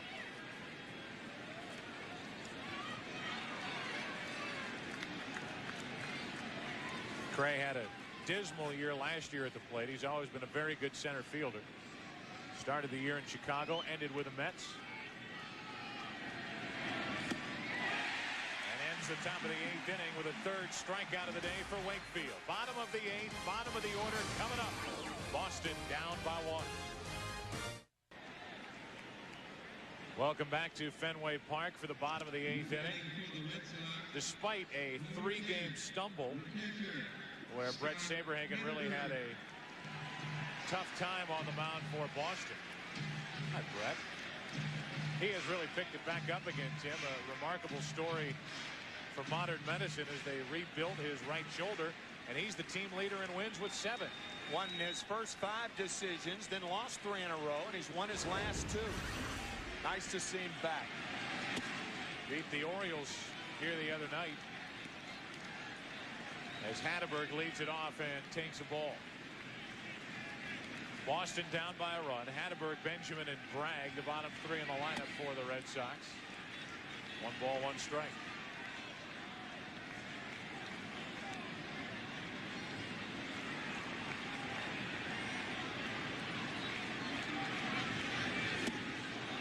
Strike 2. The Red Sox were concerned while Saberhagen was going through that, as we said last week, cranky period with his right shoulder. But now that he's back, well, you've got 3 outstanding starters the way Martinez can throw. Saberhagen and Wakefield doing so well today. But Jones even better. A strikeout, 3rd of the afternoon for Bobby Jones, and that's the way we start the bottom of the 8th. In the Zone next week on In the Zone. Steve Hennessy gets his Mets baseball cyber fantasy fulfilled when Turk Wendell shows him the ins and outs of how to catch a big league pitcher.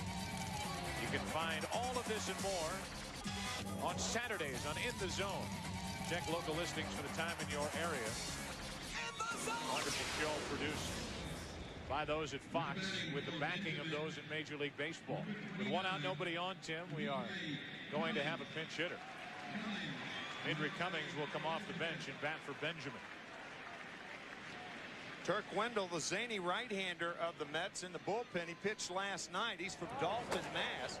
Mel Rojas up and throwing for New York now. But Turk telling me before the game, a real dream come true pitching here at Fenway after never having come here. And surprisingly, leaving very few tickets, only 20 per game, 20 passes per game. There's Turk.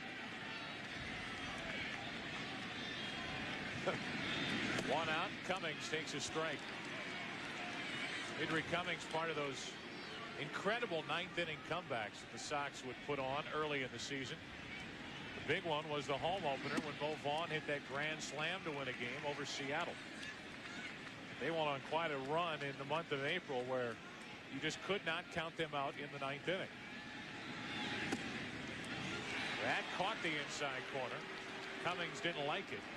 1-2 with Tom Gordon cranking it up in the Boston bullpen. How'd you like to go from trying to figure out Wakefield to trying to catch up to Gordon? Well, the one thing you could do with the designated hitter is you can bring your stopper in hopes of stopping the other team getting farther out in front. See if Jimmy Williams does that. That gives the Red Sox the extra chance. They have 5 outs now to score 1 run for the most part because of Gordon's effectiveness. Great numbers for Cummings off the bench. 1 out, nobody on. Still 2-2.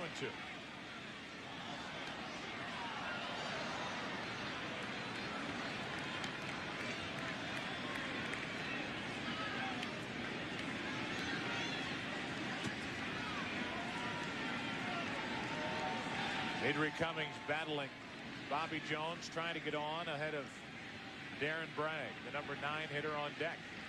He cannot. Back-to-back strikeouts picked up by Jones, and that's now 9 in a row retired by the New York right-hander. Number 56. Cummings, you take a look at the fastball on the outside. Jones misses with the curveball. The slider catches the corner. And now he swings and fouls the ball off, and then the foul tip held onto by Castillo. So 4 strikeouts for Bobby Jones, and now the number 9 hitter Bragg. Ball 1.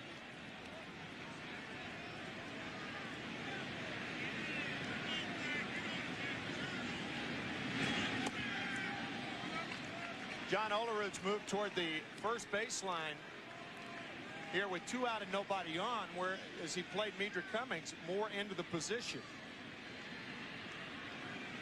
Olerud trying to prevent the extra base hit.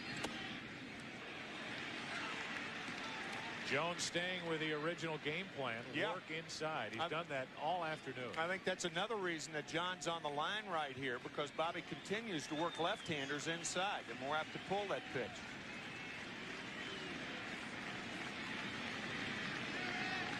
Two out, nobody on. 2-2. Jones has been in the eye of the needle for the last 3 innings. John Franco, Mel Rojas. Talk about a good bullpen. Oh, yeah. Jones has been right on his A game.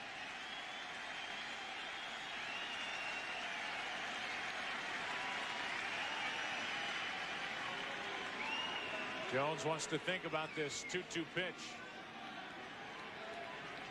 Bragg at the plate, 0 for 2. 2 out, nobody on.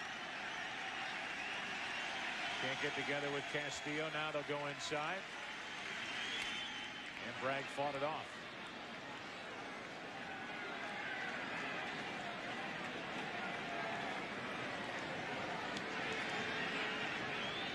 Anybody reaches the rest of the way, barring a double play next inning, this game will be guaranteed to provide another at bat for Mo Vaughn. Fastball away here. And he spoiled that pitch. Pretty good at bat now after fighting one off inside. Now one outside. Still 2-2.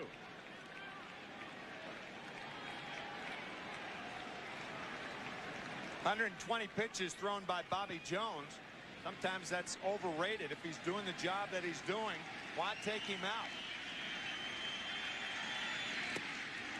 Can't get the corner. 3-2.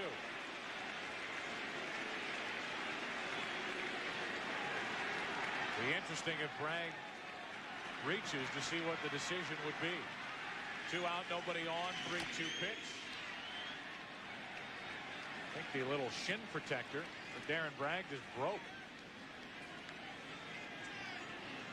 Came unsnapped at least. Perish the thought of hitting without your shin protector. Right. Babe Ruth somehow found a way to do it. So did Ted Williams. He did all right. But he put it back together. Talk about things that are overrated in the game. That's one of them. The shin protector. Unless you're the guy catching it. Oh, that's different. 2 out, nobody on. 3-2 pitch. Aaron Bragg battling Bobby Jones.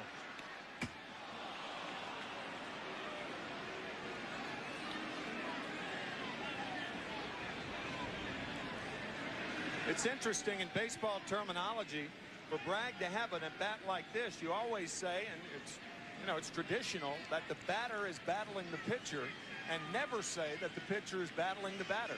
That's right. Jones battling Bragg here for the final out of the 8th inning. You know, that's the first time I've ever heard an announcer say that the pitcher was battling the batter. Happy to give you that thrill. It was thrilling. What a call. 3 balls, 2 strikes. Back outside. And he missed. A 2-out walk. And now decision time for Bobby Valentine.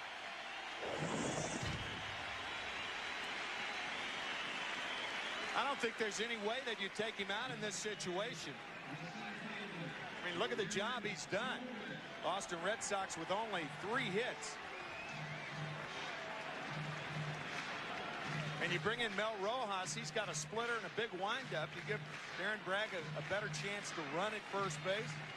Bobby Jones has just retired 9 in a row. No reason whatsoever to take him out here, I don't think. Now you get Reggie Jefferson, the on-deck hitter, in there. Then you've got the left-hander Franco. Then the situation becomes a lot different. Then it becomes a 4-out save for John Franco. But we won't have to find out. The force out at second, out of the hand of Alfonso, into the glove of Baerga. And the inning comes to a close. Little discussion out there on the field, but we're through 8. Still 1-0. Couple of changes as we get to the 9th inning. Lou Merloni at second base in place of Benjamin, who was lifted for a pinch hitter. And on the mound, here is Tom Flash Gordon, and what a job he has done for the Red Sox. 19 saves, and he did not allow a run in the month of May. Moved in as the stopper the Red Sox last August 20th. And since then he has saved 30 games. Only Jeff Shaw of the Cincinnati Reds has saved more during that time. Gilkey 1 ball 1 strike.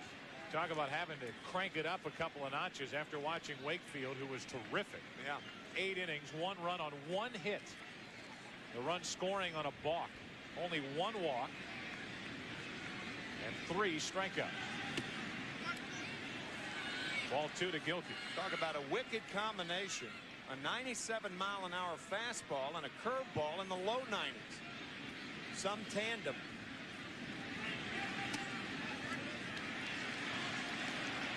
One of the reasons that Jimmy Williams moved Gordon into the closer role was because he had the best hard curveball in the American League. Overpowering fastball, but as a starter, that 3rd time through the lineup, he wasn't throwing as hard. And now he can just air it out for an inning or 2. 3 balls, 2 strikes on Gilkey, who is 0 for 3. Top 2 in the lineup, 0 for 3 for New York, McRae and Gilkey. Olrud reached on an error. The only hit belongs to Alfonso. Garciaparra to his left. Nice pickup. 1. Let's now return to the Fox Television Center, where Chip Carey's working on his laptop. Hi, Chip. Oh, I appreciate that, Joe. Always trying to work on the slow modem. And how about the high heat from Sosa? Cranks it into the juniper bushes in center field. His 9th home run in his last 8 games. Cubs on their way, leading the White Sox 7-5. Mr. Reinsdorf looking a little unhappy today. Back to you. All right, Chip.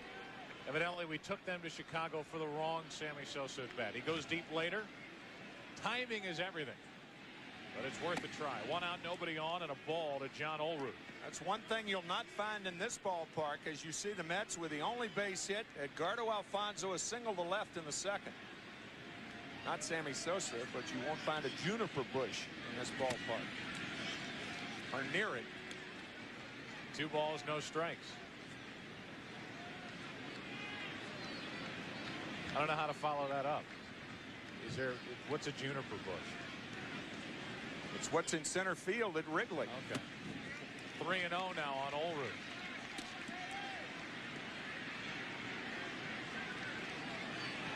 Bobby Valentine wondering if Jones or his bullpen can hang on.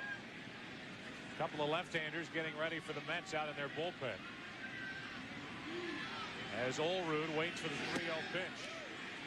It was 3-1 on Gilkey. He grounded out. It's now 3-1 on Olerud.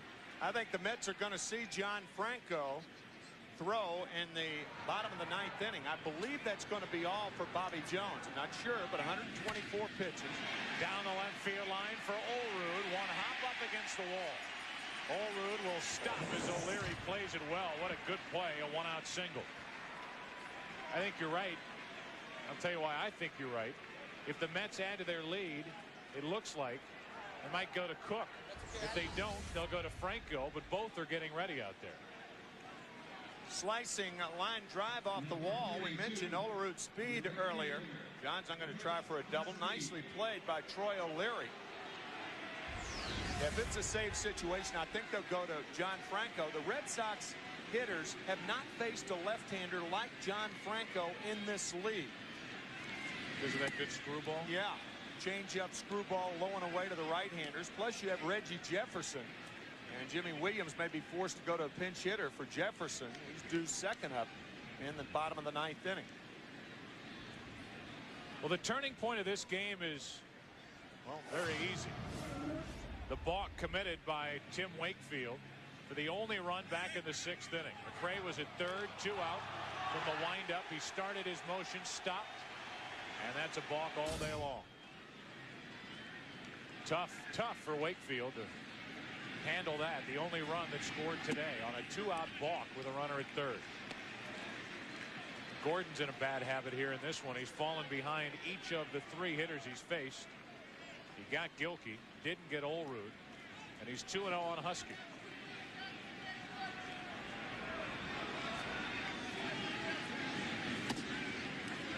Two and 1.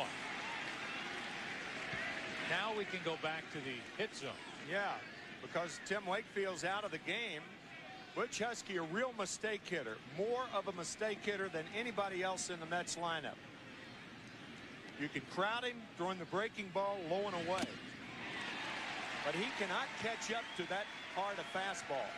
That was just blown by him. Yeah, not too many guys can, I might add. Butch, the type of hitter that has slider speed back.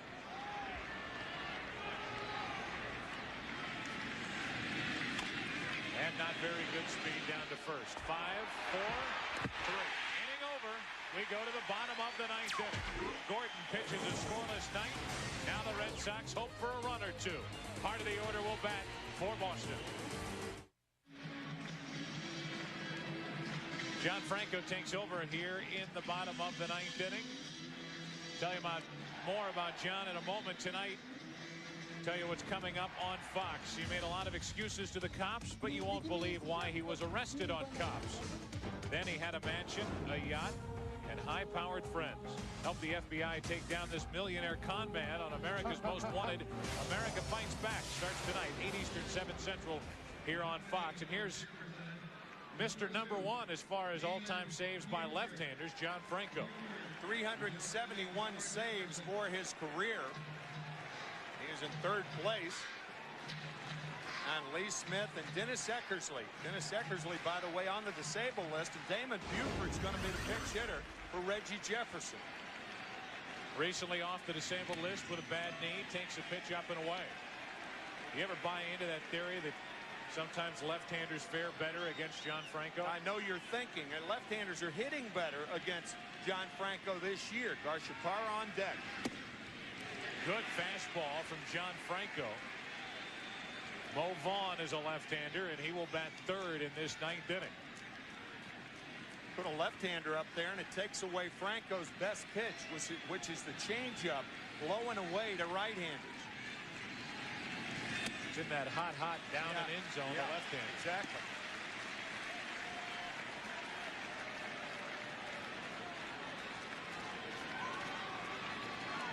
Two balls and a strike on Buford leading off. Now 3-1. John Franco gave up his familiar number 31 when Mike Piazza joined the Mets. Evidently not all that superstitious. That's a number, by the way, that used to be worn by Tug McGraw, the great left-hander for the Mets and Phillies. To the left side, Alfonso juggles it, throws it, one away. The leadoff man is gone here in the 9th inning, and the Red Sox down to their final 2 outs. Give you a look at our Red Lobster catch of the day. Off the bat of Darren Lewis, into the glove of Bernard Gilkey. That was back in the 3rd. Second out of the inning. Both starters today outstanding. Bobby Jones, 8 innings, no runs, 3 hits. Helped out by Gilkey. Tim Wakefield, 8 innings, 1 run, 1 hit. And the 1 run scored on a balk. Here's Garciaparra. With Vaughn on deck, 1 out, nobody on, 1-0 Mets.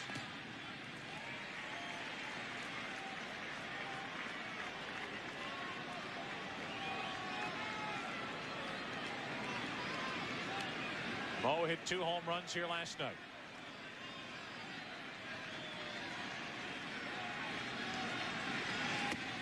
Two 2-0.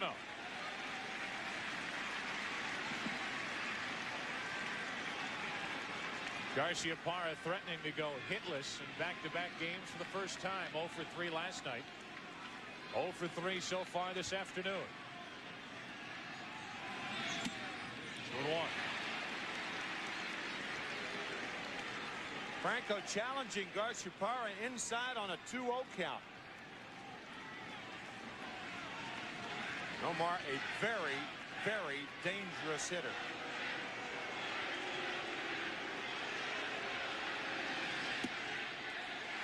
Two and 2. That pitch may have come back a little bit out of the hand of Franco as Garciaparra gave up on it. 2 balls, 2 strikes. After evening the count, I would imagine Franco, after getting this call strike, will come back with that changeup out of the strike zone, low and away. Looks like he wants a fastball again. And he misses. 3 and 2. Okay, John Franco did a bad thing then. He shook his head yes, saying, yes, I want the fastball. No, I don't want it there. Yes, I want it there. Hitters guess fastball when a pitcher does that. Too many head movements. 3-2. 2 out. Struck him out looking. Garciaparra thought it was a 1-out walk. Instead, it's 2 out, nobody on.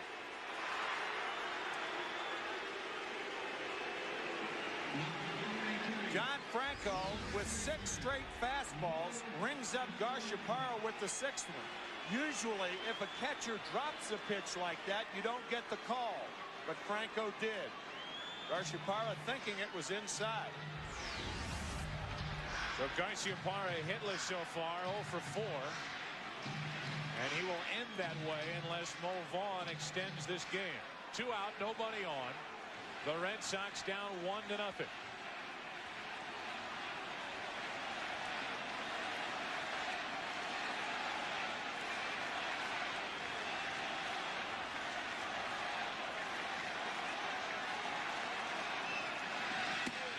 Vaughn takes a ball. Mo with 2 home runs last night, 17 on the season. Good for 4th in the American League.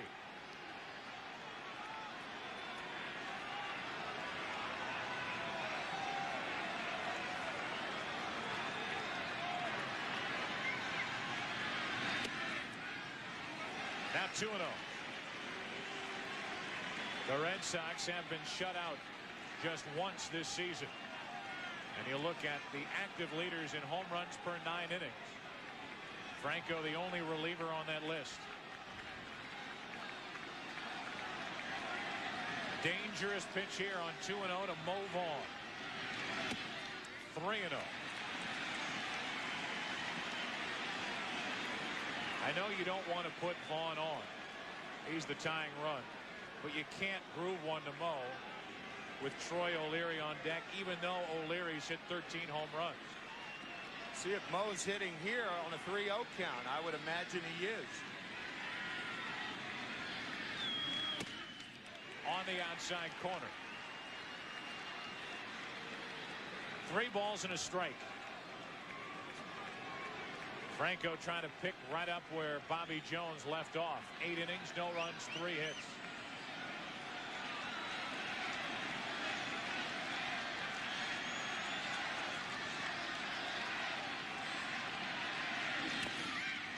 Full count, and the Red Sox are down to their final strike. Franco has stayed away from Mo Vaughn so far in this at bat, but remember, Mo Vaughn with tremendous power the other way too. That monster looms about 305 feet down the left field line. Crowd to its feet on 3-2 with 2 out, nobody on. Who doesn't like interleague play? This place is packed. Red Sox fans trying to drown out the Mets fans. Mets fans want it to end right here. Mo Vaughn on 3-2. 2 out, nobody on.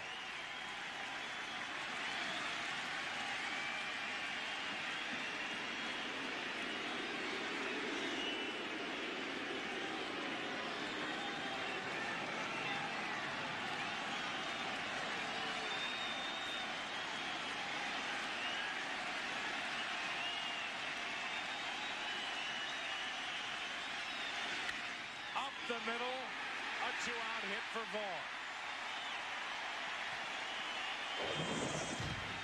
They had him played so far over to pull that there was no chance that Baerga could get to it. Now Steve Avery will pinch run for Mo Vaughn. So Avery, one of the starters for the Red Sox, an expensive pinch runner here in the 9th inning. Steve, starting at DeMar's game, this fastball away from Vaughn. John Franco was going to keep the ball away from Mo Vaughn in this at bat. Every pitch a fastball, every pitch away. Mo Vaughn wins the battle. Now O'Leary. Outside corner for strike 1. Troy approaching his career high. He has hit 13 home runs already. 1 for 3 this afternoon.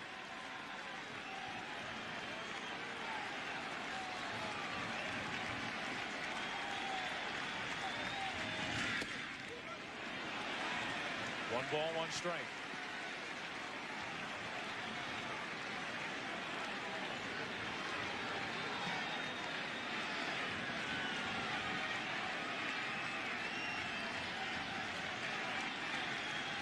Vaughn extends it with a 2-out single. The tying run at first with 2 outs. And strike 2 on O'Leary, who gives a second look at the home plate umpire, Terry Kraft. John Franco has thrown nothing but fastballs since entering the game. He did it to Damon Buford, and then to Garciaparra, and then to Vaughn, and now to O'Leary. Right there with that one.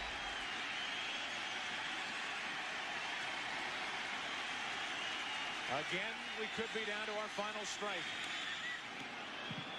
We could be at Shea Stadium in New York, too. Seems like more people are standing wanting the strikeout from Franco than are sitting. We talked about the thrilling come-from-behind wins. Most of those in the month of April. The Red Sox have been a tough 9th inning team. Franco has been a tough 9th inning pitcher in his wonderful career. Tying run at first, 2 out.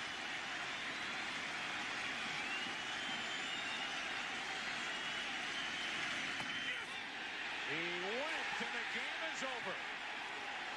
Franco rings up O'Leary. And John Franco picks up the save, number 13 in the Mets. Shut out the Boston Red Sox. Second time Boston's been shut out this year. Fastball low and away. It could have been a cut fastball. O'Leary went too far. Boy, that was very, very close. Called by third base umpire Al Clark. And on that check swing called strike 3. A 2.5-hour game. Bobby Jones, the winner, now 5-3. He is today's Chevy Truck player of the game. Franco pitched the 9th inning for save number 13. And the final here at Fenway Park in Boston. New York 1, Boston nothing, and the Mets have taken the first 2 games of this series. For Tim, I'm Joe. The final score 1-0 New York. Chip Carey and Steve Lyons will be along with scores and highlights after these messages. Good evening from Boston. Back in Hollywood, Chip Carey with Steve Lyons. What a ball game at Fenway Park. Let's show you the scoreboard. The Mets win it 1-0. Tim Wakefield, the only blemish, a balk that scored Brian McRae.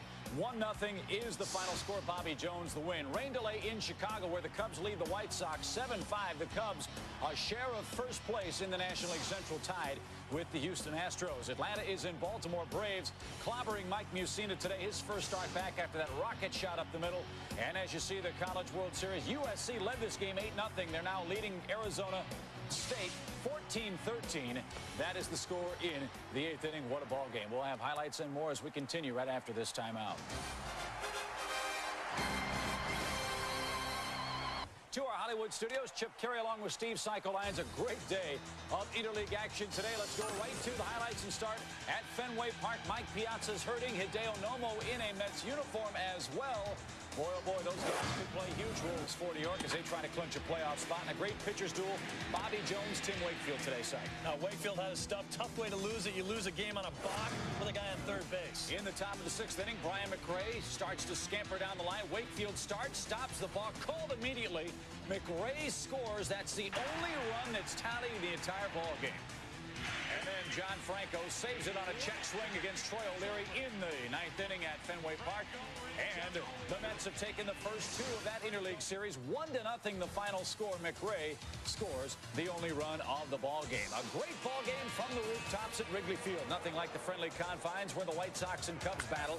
Charlie O'Brien with the ground ball to short. Look at this play by Jeff Blauser. Guy getting it done with the glove. That's why they called him over there. Plus, he's going to hit the ball a little bit. Yeah, bottom of the 3rd inning, Jeff Blauser getting it done with a single to left, scoring Manny Alexander and Terrell Lowry. Mark Grace didn't play in this ball game. Fouled the ball off his foot in pregame. His status day-to-day. Cubs led it 3-1. Top 6th. Cubs leading 4-3. Charlie O'Brien hits the long home run off Kevin Tapani.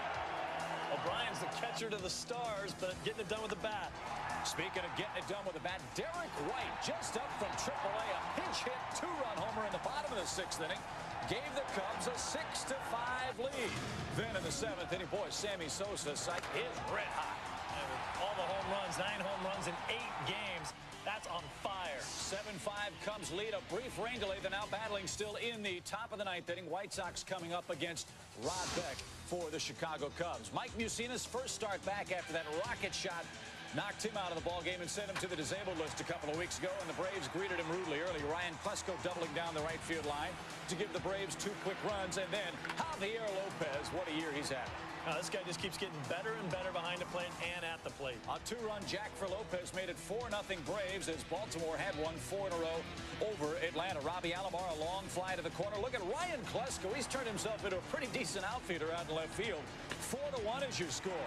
Top of the 5th inning. Lopez singles up the middle, scoring Keith Lockhart, ending Mike Mussina's day. He went just 4 innings and 2/3, 8 hits, 8 runs, did strike out 10, but the Braves beating him by a score of 8-4. Alan Embry and Mills battling now. That game in the 7th inning, you see Lopez with his 13th home run. College World Series scoreboard, USC over Arizona State, 16-13. What a wacky ball game this was. USC led it 8-0 at one point in the College World Series. So a great day of Major League Baseball, man. Interleague play, it's something special, especially in Chicago. They're having a great series. Every park is packed, and figure this out. How about the guys, the Yankees get help from the Mets. They beat the Red Sox. It ends up getting them another half game in that situation. Always fun to see that rivalry, certainly in the Big Apple. Don't forget, friends, we've got hockey coming your way. It's the Stanley Cup Finals coming up. The Detroit Red Wings take on the Washington Capitals. Game 1 is Tuesday, 8 o'clock Eastern, 5 o'clock Pacific, right here on Fox, the home of the Stanley Cup Finals. Hope you enjoyed Fox Saturday Baseball's Game of the Week. For Steve Lyons, Chip Carey. Look forward to seeing you right here next weekend.